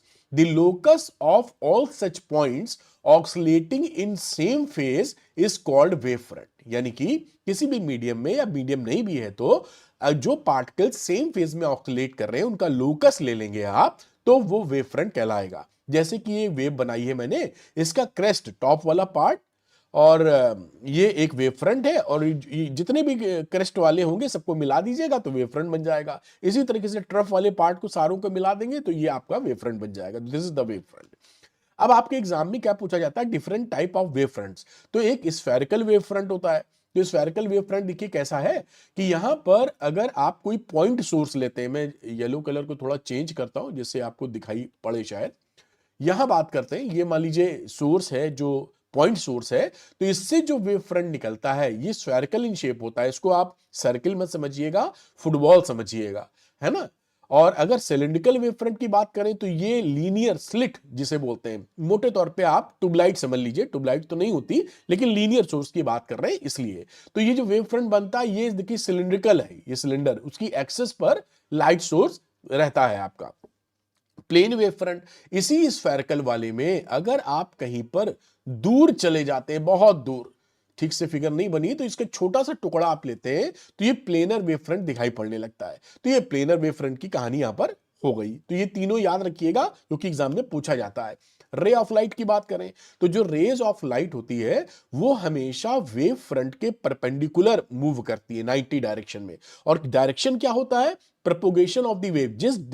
जिस डायरेक्शन में वेव चल रही है उसी डायरेक्शन में उसका एरो आप बनाते हैं। तो यहां पर देखिए, an arrow drawn perpendicular to a wave front in the direction of propagation of the wave is called ray. तो रे क्या हो गया? जैसा आप समझ पाए, परपेंडिकुलर रहेगा वेव फ्रंट से, हमेशा 90 डिग्री बनाएगा, और उसका डायरेक्शन किधर रहेगा? प्रोपोगेशन ऑफ द वेव की डायरेक्शन में। जैसे स्फेरिकल था तो रे आप बना दीजिए, ये रे हो गई, ये हमेशा 90-90 बना रहा है, और जहां वेव फ्रंट जा रही है वैसे जा रही है। इसी तरीके से ये रे हो गई, आगे बढ़ रही है, और यहां से बनाएंगे तो ये 90-90 आपका एंगल बन जाएगा। इस डायरेक्शन वेव जा रही है। ये हमेशा ध्यान रखिएगा, एमसीक्यू में काफी पूछा जाता है कि rays are always perpendicular to wave front, इसको आप पकड़े रहिए। आगे ये जो हाइजेंस प्रिंसिपल है, ये वेव थ्योरी का ना बिल्कुल नींव है, बेस है। ये क्या बताता है, ये देखिए मैंने लिखा है, Huygens principle is the basis of wave theory of light. मैं यहां पे कलर फिर से बदलता हूं थोड़ा, और ये बताता है कि वेव फ्रंट जो है वो किसी मीडियम में एक पॉइंट से दूसरे पॉइंट तक किस तरीके से प्रोपोगेट करती है। प्रोपोगेट करने का मतलब चलती है, तो इस बारे में ये जानकारी देता है। इनके तीन मेजर पॉस्टुलेट्स थे कह लीजिए, या तीन मेजर पॉइंट्स हैं। पहला, हाइजेंस प्रिंसिपल क्या बोलता है कि जो भी वेव फ्रंट बनेगी उसका हर पॉइंट एक फ्रेश सोर्स की तरह काम करेगा। ये जो भी पॉइंट जितने भी, ये तो मैंने 3-4 बनाए हैं, इनफाइनाइट नंबर ऑफ पॉइंट्स होंगे, ये सारे जो पॉइंट्स हैं ये नई डिस्टरबेंस के लिए फ्रेश सोर्स की तरह काम करेंगे, और इनको हम लोग सेकेंडरी वेव्स जैसे लिखा है यहां, या वेवलेट्स के नाम से जानते हैं। तो वेव फ्रंट पे जितने भी पॉइंट है सबके सब फ्रेश सोर्स की तरफ काम करेंगे, और उनका नाम दिया गया है सेकेंडरी वेव्स या वेवलेट्स। अब ये जो यहां से डिस्टरबेंस चारों दिशाओं में निकलता है, तो ये इनका कहना है कि हर दिशाओं में the secondary wavelets spread out all directions with the speed of light in the given medium। जो डिस्टरबेंस है इससे हर डायरेक्शन में आपका जो डिस्टरबेंस है वो स्प्रेड आउट होता है, और किस स्पीड से स्प्रेड आउट होता है, लाइट की स्पीड से होता है। तीसरी बात कि अगर इसी मीडियम में नई जगह हमको एक वेव फ्रंट चाहिए, तो जो हम यहां पर पहुंचे हैं, मतलब नई इससे जो डिस्टरबेंस पहुंचा है, उन सारे डिस्टरबेंसेस का हम फॉरवर्ड इन्वेलप ले लेते हैं, यानी कि एक कॉमन टेंजेंट खींच देते हैं, तो हमको नया wave front, new wave front प्राप्त हो जाता है। अभी मैं आपको बता भी दूंगा बना के। तो ये आप समझ गए ना, तीन मेजर चीजें हैं कि वेव फ्रंट पर सारे पॉइंट्स आपके फ्रेश सोर्स की तरह काम करेंगे, उनको वेवलेट्स या सेकेंडरी वेव्स आप बोलेंगे। दूसरी, सेकेंडरी जो वेवलेट्स होती हैं उनसे डिस्टरबेंस जो निकलते हैं वो सभी डायरेक्शन में जाएंगे स्पीड ऑफ लाइट से। नया वेव फ्रंट आपको चाहिए, तो जो डिस्टरबेंस जहां पहुंचा है, जिस टाइम पे आपको चाहिए, वहां पर आप एक फॉरवर्ड एनवेलप या कॉमन टेंजेंट खींच देंगे। इसी बात को यहां बताया गया कि कैसे बनाते हैं। मान ये देखिए यहां बना हुआ है ना, मैं आपको एक सिंपल समझाता हूं। ये मान लीजिए एक स्टेट, ये सेकंड वाले डायग्राम को मैंने लिया है, ये आपका वेव फ्रंट है, वेव फ्रंट। अब आप ये चाहते हैं टी टाइम बाद ये वेव फ्रंट कहां पहुंचा, ये हमको पता चल जाए, यही तो हाइजेंस प्रिंसिपल बताएगा। तो आप क्या करेंगे, इस पॉइंट को ले लीजिए, और टी टाइम में क्या डिस्टेंस ट्रेवल करेगा, तो speed equal to distance upon time. तो डिस्टेंस की वैल्यू हो गई स्पीड इनटू टाइम, है ना बेटा। तो क्या करोगे, स्पीड, हम वैक्यूम की बात कर रहे हैं अभी, तो स्पीड हो गई, किसी भी मीडियम की भी कर सकते हो, अगर वैक्यूम को कर रहे हो तो सी लिख दो, सी, और टाइम हो गया टी। इतना डिस्टेंस ट्रेवल किया है टी टाइम में वेव, यहां से सीटी, ये सीटी के बराबर का रेडियस मान के आप गोला बना लीजिए। इसे, ये गोला बेसिकली इस फुटबॉल होता है, 3D पिक्चर है। ये गोला मैंने बहुत अच्छा नहीं बनाया, रेडियस इधर कम इधर ज्यादा, लेकिन आप समझ जाइएगा। इस तरह से आप गोला बना लीजिए, क्योंकि जो मैंने पेन पकड़ा थोड़ा भागता है, पावर पॉइंट छोटा कर रखा है इसलिए। तो ये आपने ऐसे गोला बना लिया। ये सबकी रेडियस क्या है बेटा, सबकी जो रेडियस है वो सीटी के बराबर है। वैक्यूम में अगर किसी मीडियम में होगा तो वीटी लिख देना। अब ये जो नया डिस्टर्बेंस यहां पहुंचा है, इन सबका एक कॉमन टेंजेंट बना दो, ये सीधी लाइन। अब ये जो बना वो न्यू वेव फ्रंट हो गया, बस काम खत्म। यही तो करना था, यही तो हाइजेंस प्रिंसिपल बता रहा है। तो इस तरीके से आप नया वेव फ्रंट बनाते हैं, और हाइजेंस प्रिंसिपल आपको बताता है कि भाई टाइम टी में नया वेव फ्रंट कहां पहुंचा है। और यहां पर ये जो बनाई है ये सारी रेज होती हैं, क्योंकि ये 90 डिग्री पर है और प्रोपोगेशन की डायरेक्शन में आगे बढ़ रही है, तो ये सारी आपकी हो गई रेज। तो आप समझ पाए ना, इस तरह से नया वेव फ्रंट बनाया जाता है। अब अगला बड़ा इंपॉर्टेंट आपसे जो रिफ्लेक्शन और refraction on the basis of wave theory पूछा जाता है, तो उसको हम लोग करते हैं। तो यहां पर मुझे व्हाइट पे लिखना होगा, तो कुछ दूसरा कलर ले लेते हैं।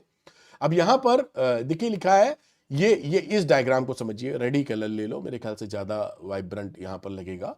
तो ये देखिए, ये आपकी इंसिडेंट वेव फ्रंट है। ये जो इंसिडेंट वेव फ्रंट है ये प्लेनर ले ली है for the sake of simplicity. वो ये जो मीडियम है, ये देखिए ये एक्स वाई जो लिखा है ना, इसको रिफ्लेक्टिंग सरफेस समझ लो, एक शीशा रखा है मिरर। तो एक्स वाई क्या हो गया, रिफ्लेक्टिंग सरफेस। अब यहां पर ये plane incident wave front planar wave front hit करती है, तो मान लीजिए सबसे कोना इसका पहले हिट कर जाएगा और ये बनाई हुई है रे, क्योंकि रे हमेशा 90 डिग्री पर होती है वेव फ्रंट के, इसलिए रे हो गई, ये पूरा 90, ये यहां से लेकर यहां तक 90 डिग्री है। अब ये हिट करती है, हिट करने के बाद यहां पर हमने एक परपेंडिकुलर नॉर्मल ड्रॉ कर दिया, मान लीजिए ये एंगल आई है, कोई एंगल है आई है, बढ़िया। अब यहां पर क्या हुआ, अगर ये एंगल आई है तो यहां पर देखिए ये पूरा 90 था, तो ये 90 माइनस आई हो जाएगा, ये क्या आ गया यहां पर, ये 90 माइनस आई हो जाएगा, समझ रहे हैं ना मेरी बात। और ये भी 90 नॉर्मल है, तो 90 में से 90 माइनस आई घटाओगे तो ये एंगल अगेन आई आ जाएगा, ये समझा रहे हैं आपको, ये आई है तो ये आई है, समझ गए होंगे मेरी बात।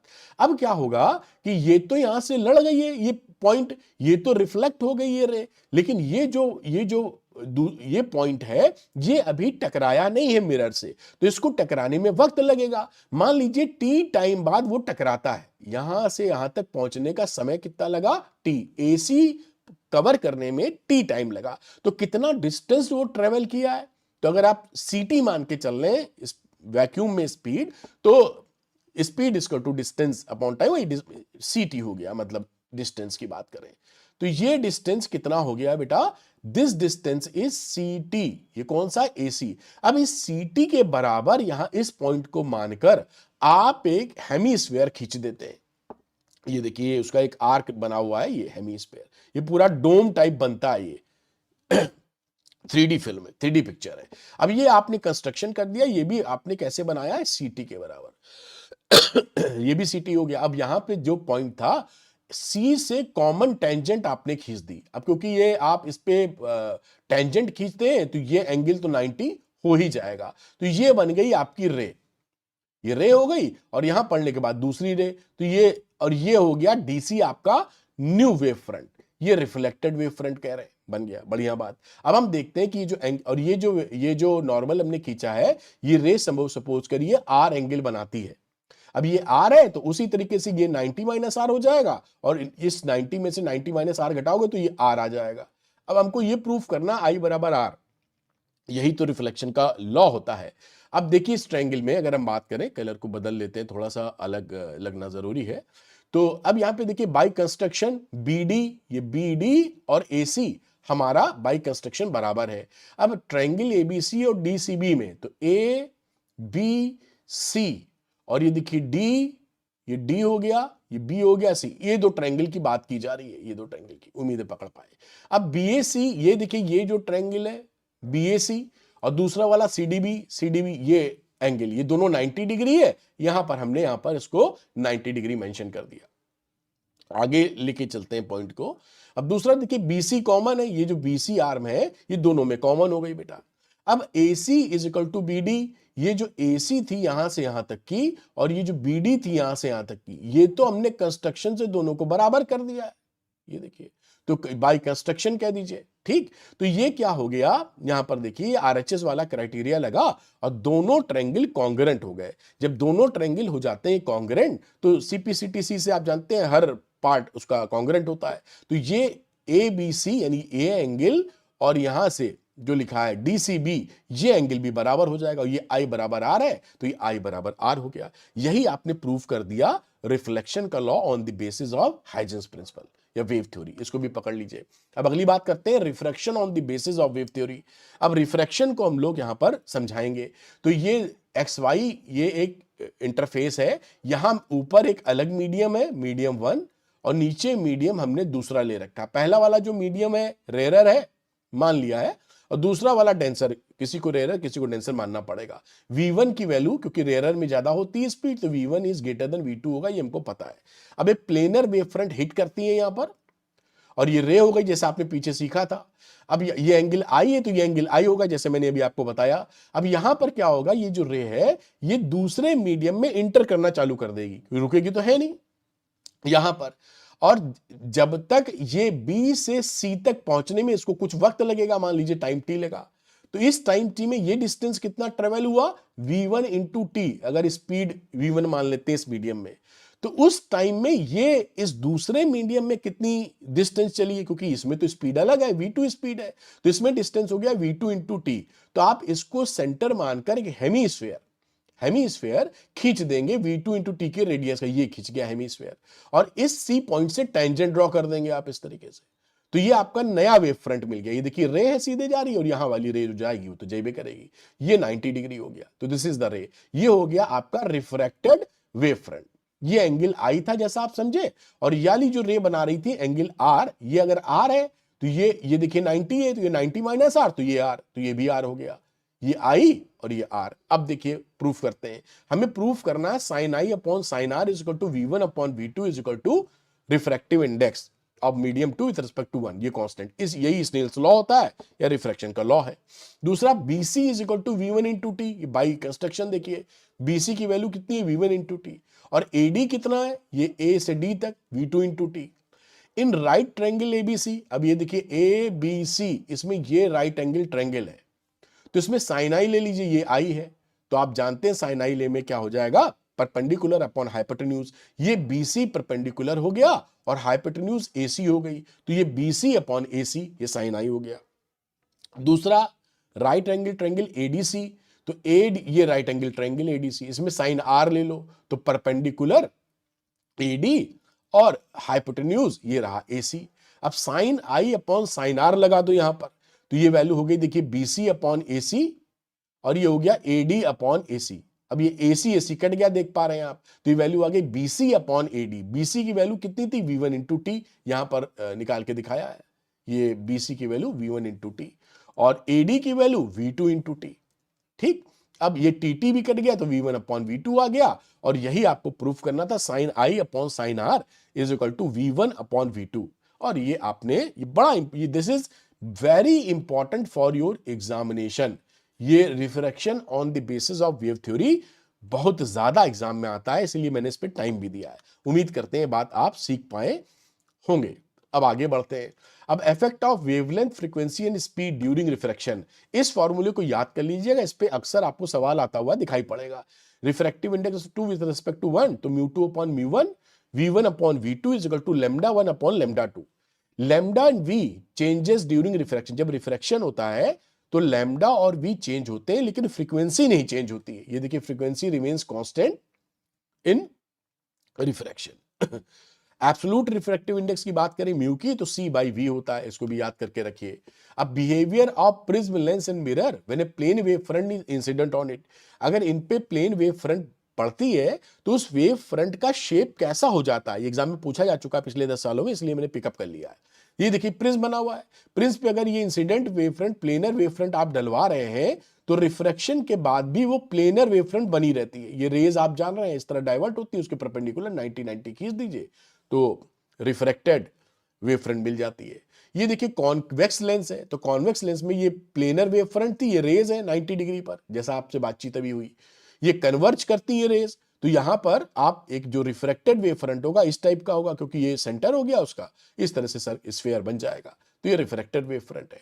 यहां पे बात करें प्लेनर, ये आपका कॉनकेव मिरर है, तो ये रेज यहां कन्वर्ज करती है, तो इस तरीके से आपको रिफ्लेक्टेड वेव फ्रंट मिल गया। इसको याद कर लीजिएगा, एग्जाम में आए तो बना पाए आप जिससे। अब प्रिंसिपल ऑफ सुपरपोजिशन की बात करें, तो सुपरपोजिशन क्या होता है कि अगर किसी मीडियम में एक वेव जाती है जैसे, तो वो डिस्प्लेसमेंट देती है y1, और उसी मीडियम में दूसरी वेव जा रही है, मान लीजिए वो डिस्प्लेसमेंट दे रही है y2, तो नेट डिस्प्लेसमेंट क्या बोला जाता है, उन दोनों का vector sum y1 plus y2। तो ये आप इसी को बोलते हैं प्रिंसिपल ऑफ सुपरपोजिशन। तो resultant displacement is the vector sum of individual displacements, तो ये आपका प्रिंसिपल ऑफ सुपरपोजिशन हो गया। अब इंटरफेरेंस ऑफ लाइट क्या होती है, ये जो डेफिनेशन थी किताब की, इसी को मैंने तोड़ तोड़ के यहां लिख दिया जैसे आप समझ पाए। जैसे दो लाइट वेव्स आपको चाहिए जो कि सेम फ्रीक्वेंसी की होनी चाहिए, और उनके बीच में जीरो या कांस्टेंट फेज डिफरेंस होना चाहिए। दो light wave same frequency, zero या constant phase difference, travelling in the same direction, एक ही डायरेक्शन में चलनी चाहिए। तो फिर क्या होता है, एनर्जी का रीडिस्ट्रीब्यूशन होता है। कहीं पर आपको मैक्सिमम इंटेंसिटी या ब्राइटनेस मिल जाती है, और कहीं पर मिनिमम इंटेंसिटी यानी अंधेरा मिल जाता है, डार्कनेस मिल जाती है। इसी को बोलते हैं इंटरफेरेंस। इस फिनोमिना को, इस घटना को इंटरफेरेंस ऑफ लाइट बोला जाता है। समझे, इंटरेस्टिंग है। तो ये डेफिनेशन थी, ये सारे पॉइंट आपको लिखने होंगे एग्जामिनेशन में। दो लाइट वेव सेम फ्रीक्वेंसी, जिसको अभी हम कोहेरेंट वेव्स भी बोलेंगे, जीरो या constant phase difference, travelling in the same medium, energy distribution, कहीं पर मैक्सिमम कहीं पर मिनिमम, यही है इंटरफेरेंस ऑफ लाइट। ये यंग्स डबल स्लिट एक्सपेरिमेंट जो था बड़ा यूनिक था, इसलिए बड़ी मुश्किल से पकड़ में आया, और जो फिजिक्स के टॉप 10 एक्सपेरिमेंट है उनमें से एक माना जाता है। तो 1801 में 1801 में थॉमस यंग ने ये एक्सपेरिमेंट किया था। उन्होंने मोनोक्रोमेटिक लाइट ली थी सोडियम वेपर, ये जो स्लिट ले रखी, ये जो वेपर लगाया होगा, ये स्लिट बनाई है। स्लिट की विथ 1 मिलीमीटर, ये यहां से देखिए, ये सोर्स है sodium lamp, sodium vapour lamp. ये स्लिट जो है S1 मिलीमीटर, S1 S2, फिर दूसरी दो स्लिट बनाई, क्योंकि दो लाइट सोर्स चाहिए कोहेरेंट। इनका जो डिस्टेंस था यहां से 10 मीटर था, इनकी विड्थ कितनी थी 0.3 मीटर, ये लिखी हुई है। और सेपरेशन बिटवीन S1 S2 कितना था D, 2 मिलीमीटर, और स्क्रीन रखी थी 2 मीटर दूर इससे। तो क्या देखा यहां पर, सेंटर में ब्राइट फ्रिंज मिली, बगल में डार्क, फिर ब्राइट, फिर डार्क, ऐसे करके ये पैटर्न मिला। इसी को कहा जाता है इंटरफेरेंस पैटर्न, और ये यंग्स डबल स्लिट एक्सपेरिमेंट यही है। अब इसमें ये तो हमने आपको समझाया कि आपको फील आ जाए, उसके बाद ये होता है कि किस जगह कितनी इंटेंसिटी मिल रही है। जैसे यहां पर भाई, इस जगह अगर आप जानना चाहें कि अंधेरा है कि उजाला या कितनी इंटेंसिटी, तो कैसे जानेंगे? उसी के लिए फॉर्मूला है, दो फॉर्मूले, ए स्क्वायर, यानी ए का मतलब है resultant amplitude, capital A one square, A1 A2 क्या है, फर्स्ट वेव का एम्पलीट्यूड, और A2 है सेकंड वेव का एम्पलीट्यूड। तो A1 square plus A2 square plus 2A1 A2 cos phi, ये फॉर्मूला याद कर लीजिए। और फाई क्या है, जो कांस्टेंट फेज डिफरेंस है, और जो इंटेंसिटी है वो एम्पलीट्यूड के स्क्वायर के प्रोपोर्शनल होती है, ये पकड़े रहिए। तो I is equal to I1 plus I2 plus 2 under root I1 I2 cos phi हो गया, ये भी काम खत्म, इंटेंसिटी। और ये जो टर्म कहलाता है 2 under root I1 I2 cos phi, इसको इंटरफेरेंस टर्म बोला जाता है। तो इंटरफेरेंस टर्म जो होता है यही बदलता है। कुछ और फॉर्मूले जो सीधे एनसीईआरटी में नहीं दिए हुए हैं, अगर दोनों इंटेंसिटी इक्वल हो जाए, जो दो सोर्स हैं आपके पास S1 S2, इनसे भी इंटेंसिटी I नॉट हो जाए, सपोज करिए इससे भी I नॉट हो जाए, तो क्या होगा? तो यही फॉर्मूला रिड्यूस होकर ये बन जाता है, I is equal to 4I naught cos square 5/2। और दूसरा फॉर्म इसमें इस तरह से भी कुछ किताबें रेफरेंस बुक लिखती हैं, I मैक्स कॉस स्क्वायर 5/2, जहां पर 4I नॉट को इन्होंने I मैक्स से चेंज कर दिया। ठीक, तो ये फॉर्मूले भी याद रखिएगा, डायरेक्ट एप्लीकेशन से न्यूमेरिकल जल्दी सॉल्व हो जाएंगे आपके। फिर आता है कंडीशन फॉर कंस्ट्रक्टिव इंटरफेरेंस, जहां पर ब्राइटनेस है, उजाला है ज्यादा, मैक्सिमम, उसको बोलते हैं कंस्ट्रक्टिव इंटरफेरेंस। तो वो कहां कहां मिलेगा? जब phase difference even multiple of pi होगा, इवन यानी कि डेल्टा फाई, जो फेज डिफरेंस है 2n पाई होगा, तो वहां मैक्सिमम ब्राइटनेस मिलेगी। पार्ट डिफरेंस में बात करते हैं तो λ/2 का इवन मल्टीपल, किताबों में केवल n लैम्डा लिखा होता है, मैंने इसको 2n इंटू λ/2 कर दिया याद रखने में आसानी के लिए। तो λ/2 का इवन मल्टीपल, तो इवन मल्टीपल ऑफ पाई या even multiple of λ/2।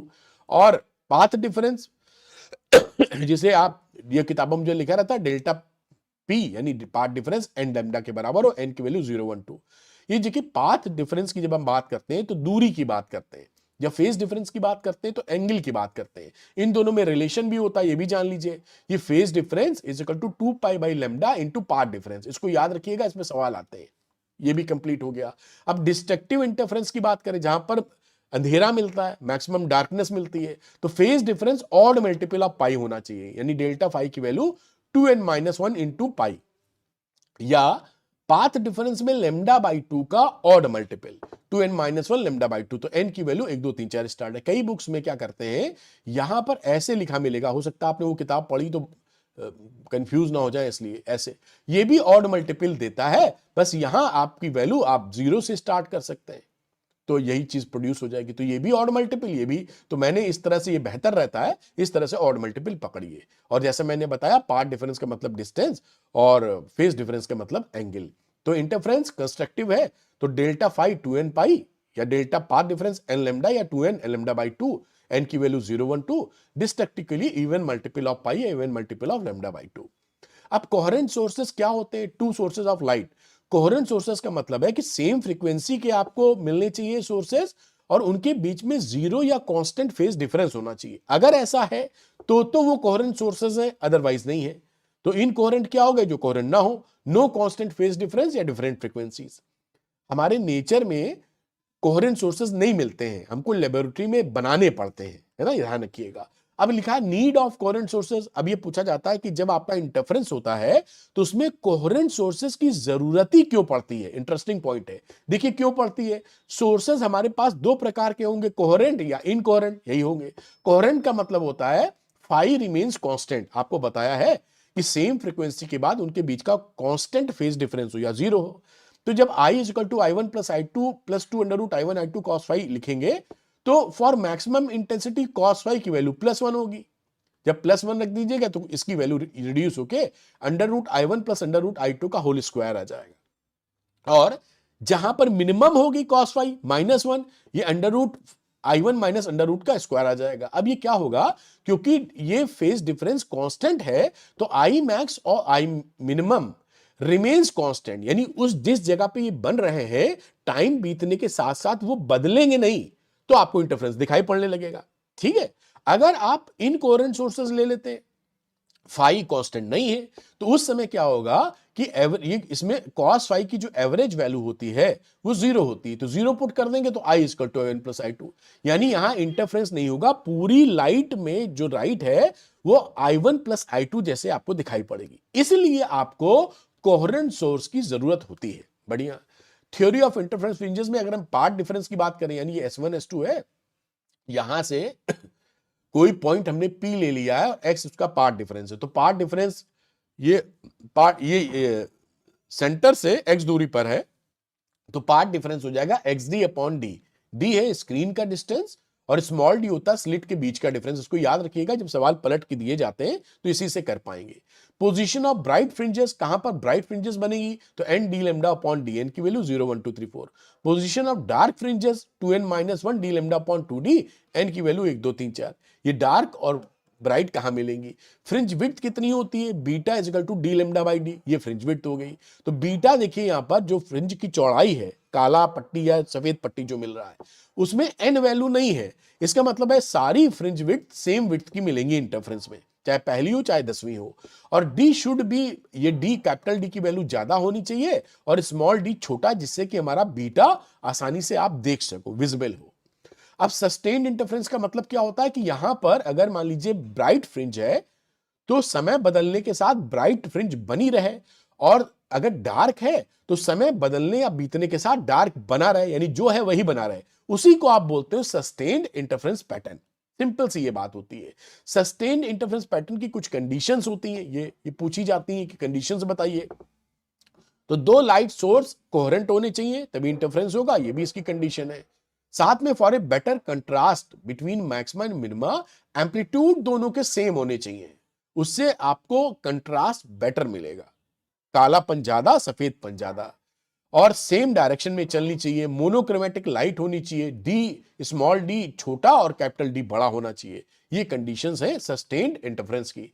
Intensity distribution curve की बात करें तो यहां पर देखिए सेंटर पे ब्राइट फ्रिंज बनती है, और कहां कहां फिर ये देखिए ब्राइट यहां बन रही है तो ये आपको डार्क यहां बन रही है, तो ये आप सारी ब्राइट फ्रिंज का इंटेंसिटी यहां पर सेम होता है, और सारी डार्क फ्रिंज का इंटेंसिटी कह लीजिए अंधेरा, वो भी सेम होता है। तो ये इंपॉर्टेंट है बहुत ज्यादा। ये इंटेंसिटी ग्राफ आपसे पूछा जाता है, इसको आप याद कर लीजिएगा।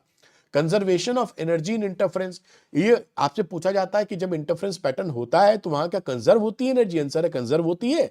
जहां पर डार्कनेस है वहां से एनर्जी निकलकर ब्राइटनेस वाली जगह पर ऐड हो जाती है, इतना होता है। तो अगर इंटरफेरेंस होगा तो ये देखिए आई मैक्स की वैल्यू हो गई A1 प्लस A2 का होल स्क्वायर, और ये A1 माइनस A2 का whole square I minimum. Interference में इन दोनों के स्क्वायर को जोड़ के आधा कर दिया कि आई एवरेज इंटेंसिटी कितनी है। अब इसको जब आप सॉल्व करते हैं तो आई एवरेज की value A1 square plus A2 square के प्रोपोर्शनल निकल के आती है, तब जब इंटरफेरेंस हो रहा है।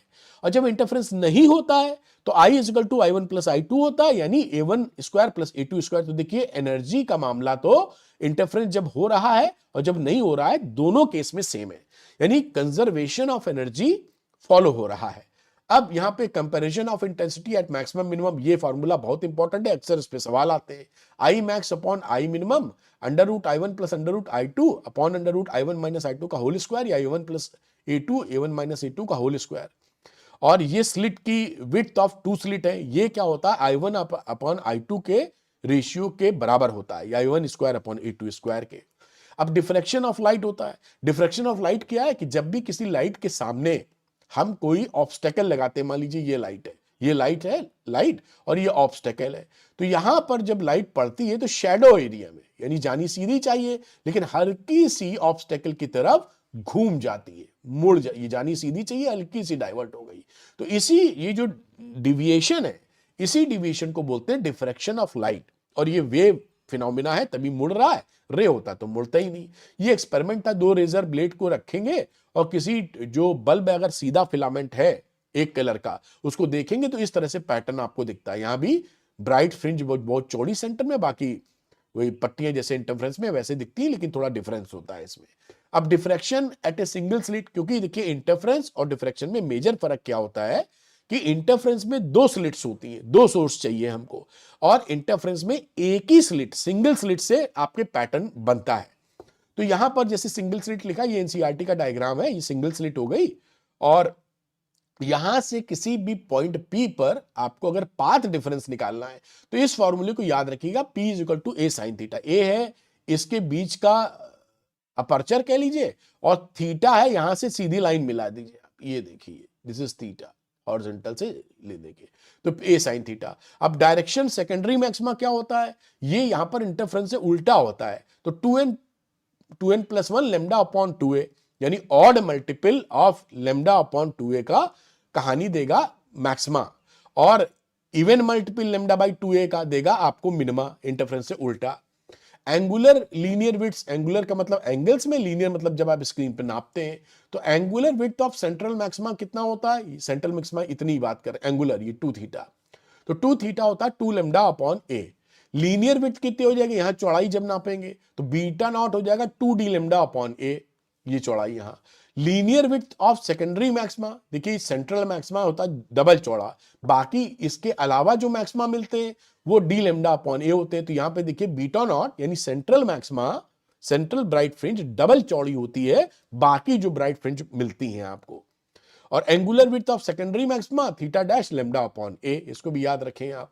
इंटेंसिटी डिस्ट्रीब्यूशन यहाँ पे बहुत तेजी से इंटेंसिटी सेंटर वाले की तो मैक्सिमम होती है, बाकी बहुत तेजी से ड्रॉप होता है इंटेंसिटी, जबकि इंटरफ्रेंस में ऐसा नहीं हो रहा था। तो ये इंटेंसिटी कर्व जो है वो याद रखिएगा, इंटेंसिटी नॉट सेम, लगातार घटती है। ये इंटरफ्रेंस और डिफ्रैक्शन का फर्क है, डिफरेंस।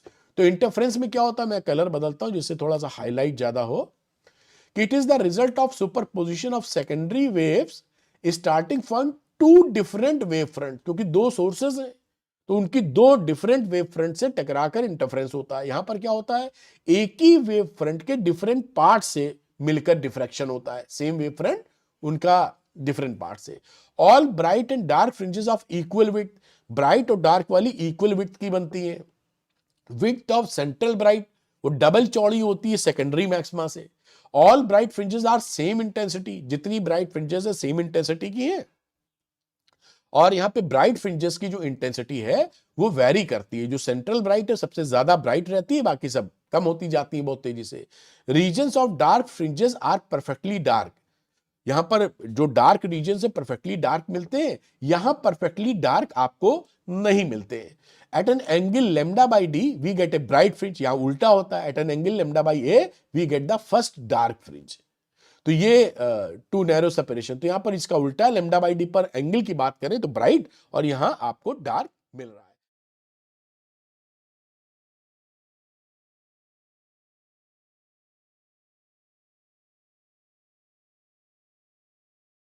चलिए इस क्वेश्चन नंबर 1 लेते हैं फटाफट।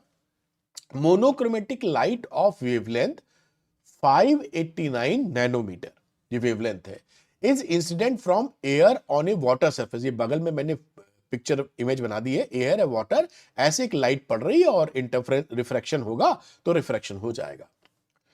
What are the wavelength frequency and speed of a, यानी वेवलेंथ लैम्डा, फ्रीक्वेंसी और स्पीड हमें निकालनी है रिफ्लेक्टेड लाइट की और रिफ्रैक्टेड लाइट की। देखिए यहां पर जब ये लाइट पड़ेगी तो कुछ पोर्शन इसका रिफ्रैक्शन में जाएगा, कुछ रिफ्लेक्शन में जाएगा। तो दोनों का हमें वेवलेंथ, फ्रीक्वेंसी और स्पीड निकालनी। ध्यान रखिएगा, चाहे रिफ्लेक्शन हो चाहे रिफ्रैक्शन हो, फ्रीक्वेंसी नहीं बदलती है। तो फ्रीक्वेंसी वही रहेगी जो पहले थी हवा में, वही फ्रीक्वेंसी हमेशा बनी रहेगी। खैर चलते हैं। Speed and frequency will not change in reflection. अब रिफ्लेक्शन की बात कर रहे हैं क्योंकि ये वापस एयर से एयर में आ गया है। तो स्पीड, क्योंकि वही मीडियम है तो स्पीड भी नहीं बदली, और फ्रीक्वेंसी तो चाहे रिफ्लेक्शन हो चाहे रिफ्रैक्शन बदलती नहीं, सेम रहेगी। तो स्पीड ऑफ इंसिडेंट लाइट और इन एयर, स्पीड और रिफ्लेक्टेड लाइट इन एयर, ये बराबर होगी, जिसकी वैल्यू है 3 × 10⁸ मीटर पर सेकंड। ये पूछा तो ना स्पीड, इसलिए लिख दिया। अब wavelength of reflected light lambda change होगी, और वेवलेंथ ऑफ इंसिडेंट लाइट, क्योंकि ये एक ही रिफ्लेक्शन में है इसलिए इसमें भी कोई दिक्कत नहीं है, क्योंकि सेमी मीडियम है। तो लैम्डा बोल रखा है 589 nanometre.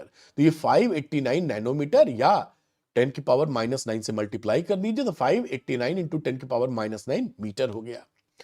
Frequency of reflected light, तो nu is equal to C upon lambda. C की वैल्यू होती है 3 × 10⁸ और लेमडा है 589 × 10⁻⁹। सॉल्व किया तो 5.09 × 10⁻14 हर्ट्ज। ये वैल्यू, ये कहानी किसकी कंप्लीट हो गई? रिफ्लेक्शन की। अब आते हैं हम लोग रिफ्रैक्शन में। तो रिफ्रैक्शन में देखिए न्यू रिमेन्स अनचेंज। आपको बताया था कि फ्रीक्वेंसी नहीं चेंज होगी, तो जो फ्रीक्वेंसी हमने निकाली है ये फ्रीक्वेंसी रिफ्रैक्शन में भी यही रहने वाली है। ठीक है, लैम्डा और वी बदल जाएगा। तो वी वाटर यानी पानी में जब ये वेव गई है तो उस समय उसकी स्पीड कितनी है? सी अपॉन म्यू। सी होता है 3 × 10⁸ और म्यू दे रखा है 1.33। ये मीडियम का रिफ्रैक्टिव इंडेक्स वाटर का दे रखा है। तो 2.26 × 10⁸ मीटर पर सेकंड, ये आपका वैल्यू आ गई स्पीड इन वाटर। अब लैम्डा वाटर की बात करें तो V water upon nu frequency. तो वाटर हमने स्पीड निकाल रखी है 2.26 × 10⁸ और नीचे न्यू ये यहां से निकाली थी, सेम रहने वाली 5.09 × 10⁻14। सॉल्व कर लीजिए, ये आपका 444 × 10⁻⁹ मीटर या 444 नैनोमीटर आपका आंसर आ जाएगा। इस तरीके से आप ये कर सकते हैं। और यहां पे ना लैम्डा आप इस तरह भी निकाल सकते हैं। देखिए मेरे दिमाग में आया, लैम्डा वाटर निकालना हो तो लैम्डा एयर को आप म्यू से डिवाइड कर दीजिए। ये लैम्डा एयर ये है ना, अगर आप इसको भी डिवाइड कर देंगे 589 जो लिखा था नैनोमीटर ना, इसको आप डिवाइड मारिए 1.33 से, तो ये मैं कैलकुलेट तो अभी नहीं कर रहा हूं, लेकिन ये इतना ही आ जाना चाहिए, आ जाएगा। तो ये भी तरीका है, मेरे दिमाग में आया, निकल लग गया था आपको बता दें, और बाकी ये तो आप कर ही सकते हैं। तो इस तरीके से ये इंपॉर्टेंट सवाल जो आपको करना चाहिए, एग्जाम में आता है, आप उसको कर पाएंगे। आइए दूसरा सवाल देखते हैं। The refractive index of glass is 1.5। What is the speed of light in glass? Speed of light in vacuum दे रखा है, तो स्पीड देखिए म्यू दे रखा है, सी दे रखा है। अब ग्लास में स्पीड पूछी है तो सी अपॉन न्यू सिंपल सा फॉर्मूला होता है। तो 3 × 10⁸ और न्यू का मतलब 1.5 से आप डिवाइड मार दीजिए, तो 2 × 10⁸ मीटर पर सेकेंड ये स्पीड इन ग्लास आप निकाल पाए। लिखा है is the speed of light in glass independent of the colour of light. तो नहीं, कलर बदलने से स्पीड बदल जाती है मीडियम के अंदर, ये ध्यान रखिएगा, ये एमसीक्यू में भी आता है। If not, which of the two colours red और violet travels slower in glass prism.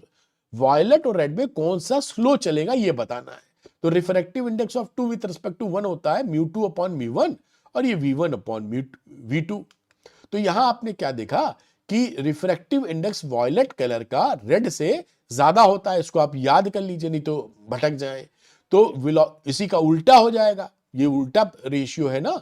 तो velocity of red colour will be higher than the velocity of the violet colour.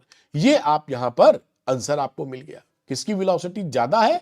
Red की। किसकी स्लो है? Violet की। और इसका MCQ भी आता है, इसलिए इसको करना बहुत जरूरी है कि ध्यान ये रखना है कि मीडियम में डिफरेंट कलर की लाइट का स्पीड डिफरेंट होता है। रेड वाले का स्पीड सबसे ज्यादा होता है, वायलेट वाले का सबसे कम होता है। ये पकड़ के आप रखें, ठीक है। आइए अगला सवाल देखते हैं। In a Young's double slit experiment the slits are separated by 0.28 millimetre. दो स्लिट के बीच का ये जो स्मॉल डी होता है वो 0.28 मिलीमीटर दिया हुआ है आपको। एंड द स्क्रीन, और स्क्रीन जो प्लेस्ड है वो कैपिटल डी से दिखाते हो, वो 1.4 मीटर अवे है।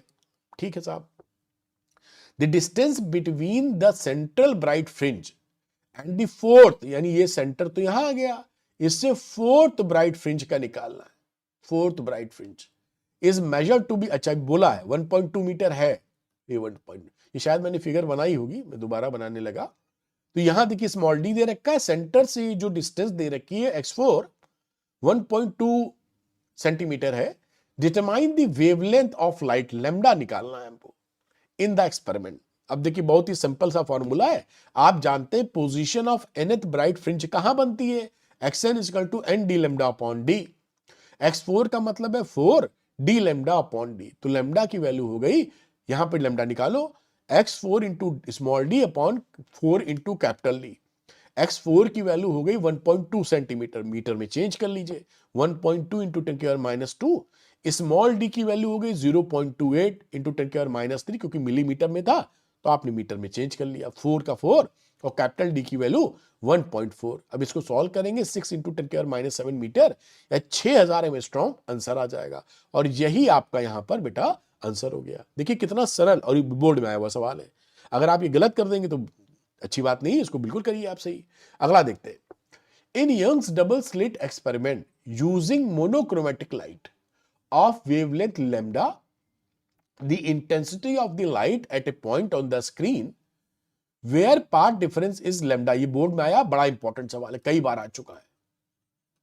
अब कह रहा है कि जो पाथ डिफरेंस है वो लैम्डा के बराबर है ना, और जहां की इंटेंसिटी के यूनिट है, यानी पाथ, ये देखिए मैंने बताया यहां पाथ डिफरेंस लैम्डा है, वहां इंटेंसिटी इन्होंने दे रखी है वो के बराबर है। What is the intensity of light at a point where path difference is lambda by 3। अब कहा है कि अगर जिस पॉइंट पर पाथ डिफरेंस लैम्डा बाई 3 होगा वहां पर इंटेंसिटी कितनी होगी ये बताइए। वेरी वेरी इंपॉर्टेंट क्वेश्चन, एकदम अच्छे से समझना। तो path difference delta x dash lambda by 3, intensity कितनी हमको बतानी है। सवाल में जब नहीं दिया होता तो हम दोनों स्लिट्स की इंटेंसिटी को सेम ले लेते हैं, जब तक दिया ना हो। तो आई नॉट हमने सेम इंटेंसिटी यहां पकड़ ली। अब ये जब सेम इंटेंसिटी के सोर्सेज होते हैं तो इंटेंसिटी का फॉर्मूला ये होता है, इसको आप याद रखिएगा, डायरेक्ट एनसीईआरटी में ये नहीं दिया है। 4I0 cos square 5/2। I not हो गया एक की इंटेंसिटी और 5 हो गया जहां पर फेज डिफरेंस जितना मिल रहा है। अब हमें यहां पे तो दे रखा था पाथ डिफरेंस, तो हमको बेसिकली डेल्टा 5 और पाथ डिफरेंस से फेज डिफरेंस निकालना पड़ेगा। तो ये रिलेशनशिप होती है, इसको भी याद करना बड़ा आवश्यक है, 2π/λ इंटू डेल्टा एक्स।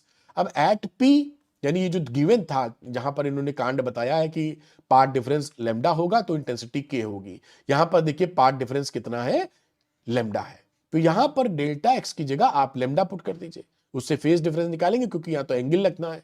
तो 2π/λ इंटू लैम्डा, ये लैम्डा कट गया, 2π बचा। अब यहां पर हमने इस फॉर्मूले में I is equal to 4I0 cos square 2π रख दिया 5 की जगह, तो 2π/2, ये 2 जाएगा कट, cos पाई होता है -1, तो -1 का स्क्वायर अगेन 1 हो जाएगा, तो ये 4I0 आ गया। और इन्होंने क्वेश्चन में दिया था कि ये k के बराबर है, यानी हमको एक रिलेशनशिप मिल गई कि k बराबर 4I0, ये हमने पकड़ा।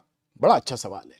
अब दोबारा दूसरी situation, now if path difference is lambda by 3, intensity यहां निकालनी है, तो यहां हमने इसको क्या कर दिया, इसी रिलेशनशिप के बेसिस पे 2π/λ इंटू लैम्डा बाई 3, ये लैम्डा बेटा कट जाएगा, 2π/3 आ गया, ये क्या है, फेज डिफरेंस, इस फॉर्मूले में रख दो।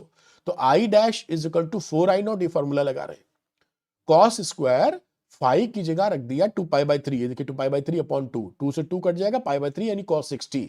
cos 60 की वैल्यू होती है हाफ, तो हाफ का स्क्वायर होता है 1/4, तो ये 1/4 आ गया। तो ये 4I0 ये वैल्यू क्या बची, 4I0 इंटू 1/4, ये 4 से 4 काट दो, तो ये I0 के बराबर हो गया। अब I0 के बराबर हो गया, लेकिन I0 इन्होंने दिया तो था नहीं, दिया तो K है, तो जब हमारा 4I0 की वैल्यू K के बराबर, तो आई नॉट की वैल्यू k/4 के बराबर, यही वैल्यू यहां पुट कर दीजिए, ये आपका आंसर हो गया। तो एक बहुत अच्छा सवाल, आप मेरे ख्याल से परफेक्टली आप समझ गए, तो इसको आप नोट डाउन कीजिएगा, बहुत ध्यान से इसको पढ़ लीजिएगा। अगला सवाल करते हैं। A beam of light consisting of two wavelengths 650 nanometre and 520 nanometre, दो वेवलेंथ है 650 और 520 nanometre, is used to obtain interference fringes, interference fringe के लिए इस्तेमाल की गई हैं यंग्स डबल स्लिट एक्सपेरिमेंट में। और डाटा जो है वो फिगर में मैंने मेंशन कर दिए। Find the distance of the third bright fringe on the screen from the central maxima for wavelength 650 nanometre. 650 nanometre के लिए हमको थर्ड ब्राइट फ्रिंज इस सेंटर से कितना दूर है ये निकालना है। तो distance of third bright fringe from centre, x n की वैल्यू होती है n D lambda upon D, N की वैल्यू यहां 3 डाल दी क्योंकि ब्राइट फ्रिंज का जिक्र कर रहे हैं, 3d लेमडा अपॉन डी। अब 3 लिखा, कैपिटल डी की वैल्यू हो गई 120 सेंटीमीटर तो 1.2 मीटर, लेमडा है 650 के लिए तो 650 इंटू 10⁻⁻9 मीटर, और स्मॉल डी की बात करी जा रही है तो स्मॉल डी 2 मिलीमीटर है तो 2 इंटू 10⁻⁻3। अब इसको सॉल्व करेंगे तो 1.17 इंटू 10⁻⁻3 मीटर या 1.17 मिलीमीटर आपका आंसर आ जाएगा। यानी ये जो डिस्टेंस निकलेगी 1.17 मिलीमीटर आपकी डिस्टेंस निकलेगी। ये बड़ा आसान सा सवाल था, मेरे ख्याल से आप समझ ही गए होंगे। A beam of light consisting of two wavelengths 650 nanometer and 520 nanometer is used to obtain interference fringes Young's double slit experiment. What is the least distance from the central maxima? इससे मैक्सिमा से वो least distance चाहिए where the bright fringes due to both the wavelength coincide। ये आजकल trend में है तो trend वाले सवाल भी करने बहुत जरूरी है। कह रहा है कि यहां से वो मिनिमम डिस्टेंस बताओ जहां पर इन दोनों से बनने वाला ब्राइट फ्रिंज कोइंसाइड कर जाए, है ना।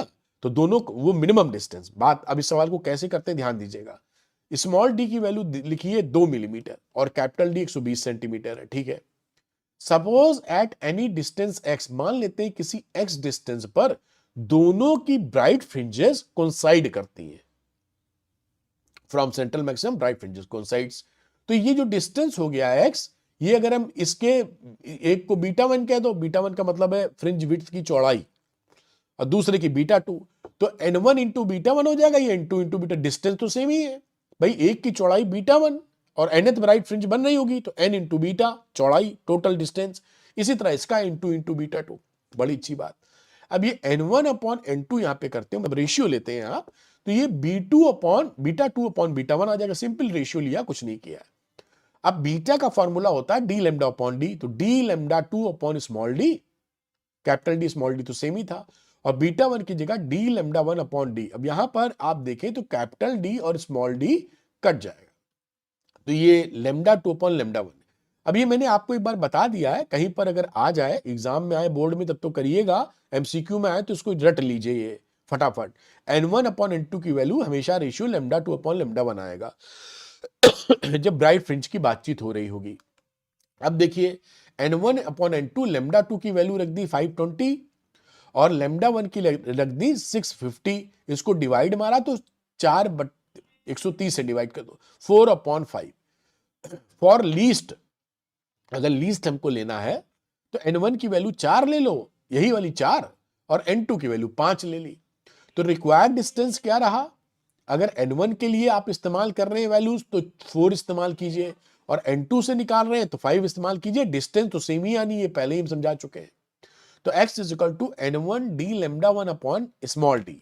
यहां पर n1 की वैल्यू देखिए 4 ले लिए, और कैपिटल डी 1.2 मीटर क्योंकि 120 सेंटीमीटर है, और लेमडा 1 हो गया 650 इंटू 10⁻⁹। ये जो n1 के साथ है ये 650 वाला, इसको आप ले लीजिएगा, और अपॉन स्मॉल डी यानी 2 मिलीमीटर को 2 इंटू 10⁻³ नीचे पुट कर दिया। अब इसको सॉल्व करेंगे 1.56 इंटू 10⁻³ मीटर आ गया, यानी 1.56 मिलीमीटर। तो ये वो मिनिमम लीस्ट डिस्टेंस है यहां से 1.56 मिलीमीटर, जहां पर दोनों की ब्राइट फ्रिंजेस कोइंसाइड कर जाएंगी। तो ये सवाल मैं फिर से कह रहा हूं बहुत इंपॉर्टेंट है, और अगर किसी ने नहीं लगाया, बच्चे ने सीधे एग्जाम में देख रहा है, तो चांसेस मुश्किल हो जाते हैं सवाल को निकालना। तो इट इज बेटर कि आप इसको तैयार करके रखें। अच्छा, आगे ये सवाल बहुत आता है, ये बोर्ड में आ चुका है। तो लिखा है the ratio of the intensities at minima to the maxima in the Young's double slit experiment is 9:25. Find the ratio of the widths of the two slits. तो देखिए, जब भी ये मिनिमा और मैक्सिमा बोल रहा है तो आई मैक्स अपॉन आई मिनिमम का फॉर्मूला हमको पता है, पता होना भी चाहिए। a1 प्लस a2 का स्क्वायर, a1 माइनस a2 का स्क्वायर। ये I max upon I minima दे रखा था 9/25, मैंने इसको उल्टा लिखा है, आई मैक्स ऊपर की, आई मिनिमम नीचे, इसलिए 25/9 लिख दिया, 25/9 या 25:9 लिख दिया। बड़ी अच्छी बात है। अब हमने रूट ले लिया दोनों तरफ, स्क्वायर रूट, तो ये a1 प्लस a2 और a1 माइनस a2, इसका रूट 25 का 5 और 9 का 3। बढ़िया। अब इसको आप क्रॉस मल्टीप्लिकेशन से सॉल्व कर लीजिए। वैसे तो आप जो मैथमेटिक्स में तेज होंगे वो कंपोनेंडो डिविडेंडो भी लगा सकते हैं, लेकिन चलिए वो छोड़ दीजिए, सिंपल बात करते हैं। तो ये आप क्रॉस मल्टीप्लाई कर दिए, तो 3a1 plus 3a2, 5a1 minus 5a2।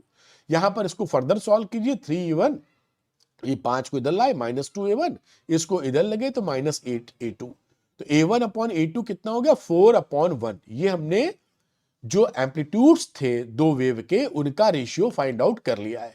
अब हमें पता है कि जो स्लिट की विड्थ होती है ω1 अपॉन ω2, वो इंटेंसिटी I1 अपॉन I2 के बराबर रेशियो या a1 square upon a2 square के बराबर होती है।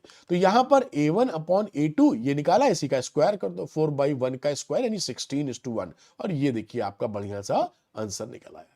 तो ये आपको करने का तरीका आना चाहिए जिससे आप कर पाए। ये सारे वो क्वेश्चंस हैं जो बोर्ड में आए हैं, जो ट्रेंड में है, इसको जरूर कीजिए। अगला डिफ्रैक्शन कोर्स में है। कई बच्चे सोचते हैं कि डिफ्रैक्शन आउट ऑफ कोर्स है, नहीं, कोर्स में है बेटा, है ना। ए पैरेलल बीम ऑफ लाइट, अच्छा कई बच्चों को ये इसमें वैसे दिया है जिस सवाल में, जहां तक मुझे याद आ रहा है, अभी देख लेते हैं। ये पहचानने में दिक्कत होती है कहां डिफ्रैक्शन कहां इंटरफ्रेंस है। तो जब भी दो स्लिट की बात की जाए इंटरफ्रेंस, जब भी सिंगल स्लिट की बात की जाए डिफ्रैक्शन, ऐसे पकड़ लो। तो a parallel beam of light of 500 nanometre falls on a narrow slit and the resulting diffraction pattern, इसमें लिख दिया डिफ्रैक्शन पैटर्न, वरना एक ही स्लिट की बात की जा रही है तो डिफ्रैक्शन ही होगा। Is observed on a screen 1 metre away, 1 metre दूरी पर डिफ्रैक्शन हो रहा है और वेवलेंथ दे रखी है 500 nanometre. It is observed that the first minimum is at a distance of 2.5 millimetre, यहां से 2.5 मिलीमीटर की दूरी पर पहला आपको मिनिमा मिलता है, अंधेरा मिलता है, from the centre of the screen. Calculate the width of the slit, इसका ए निकालना है, चौड़ाई कितनी स्लिट की। तो position of first minima diffraction, formula लगाना पड़ेगा कि पहला मिनिमा जो डिफ्रैक्शन में मिलता है वो कहां मिलता है। तो एक्शन की वैल्यू है एन डी लैम्डा अपॉन ए, ये यहां पर आप इस्तेमाल कीजिए। तो डी लैम्डा अपॉन ए हो गया, क्योंकि एन की वैल्यू पहला मिनिमा है तो एन की वैल्यू 1 रख दिया है। तो ए यहां से ए निकालो, तो डी लैम्डा अपॉन x1, तो डी की वैल्यू हो गई 1 मीटर, लैम्डा है 500 नैनोमीटर, 500 इंटू 10⁻⁹। x1 कितना है, x1 यहां दे रखा था 2.5 मिलीमीटर, तो 2.5 इंटू 10⁻³ मिलीमीटर को आप मीटर में चेंज कर लीजिए, और इसको सॉल्व कर लिया, सॉल्व किया तो 2 इंटू 10⁻⁴ मीटर मिला। ये आपका देखिए यहां पर आंसर हो गया, कोई दिक्कत की बात नहीं।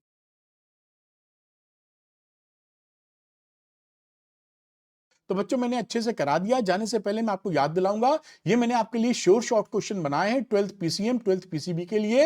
ये पर चैप्टर केवल 25 क्वेश्चन है अप्रोक्सीमेटली, जो आप आसानी से लगा सकते हैं, फुली सॉल्व्ड है, 100% बोर्ड टारगेटेड क्वेश्चन है। बेसिकली ये निचोड़ है एनसीईआरटी के इंपॉर्टेंट क्वेश्चंस का, लास्ट 10 साल के इंपॉर्टेंट पीवाईक्यूज का और लेटेस्ट ट्रेंड का। इसको लगाने के बाद आश्वस्त हो सकते हैं कि आपकी प्रिपरेशन राइट ट्रैक पे है। तो जो बच्चे श्योर शॉर्ट क्वेश्चन लगाना चाहते हैं वो अरविंद एकेडमी ऐप को डाउनलोड कर लीजिए, उसके स्टोर सेक्शन में जाइएगा, यहां पर श्योर शॉर्ट क्वेश्चन दिखेगा, लेकर लगा मारिए और काफी बेहतर प्रिपरेशन बहुत कम समय में आप कर सकते हैं। तो श्योर शॉर्ट क्वेश्चन आपका इंतजार कर रहा है, लगाना मत भूलिएगा। Thank you very much, all the best. मैं यही आप ईश्वर से कामना करूंगा कि आपने जो अच्छी प्रिपरेशन की है उसका पूरा रिजल्ट 100% रिजल्ट आपको मिले। Thank you, good luck to you, bye.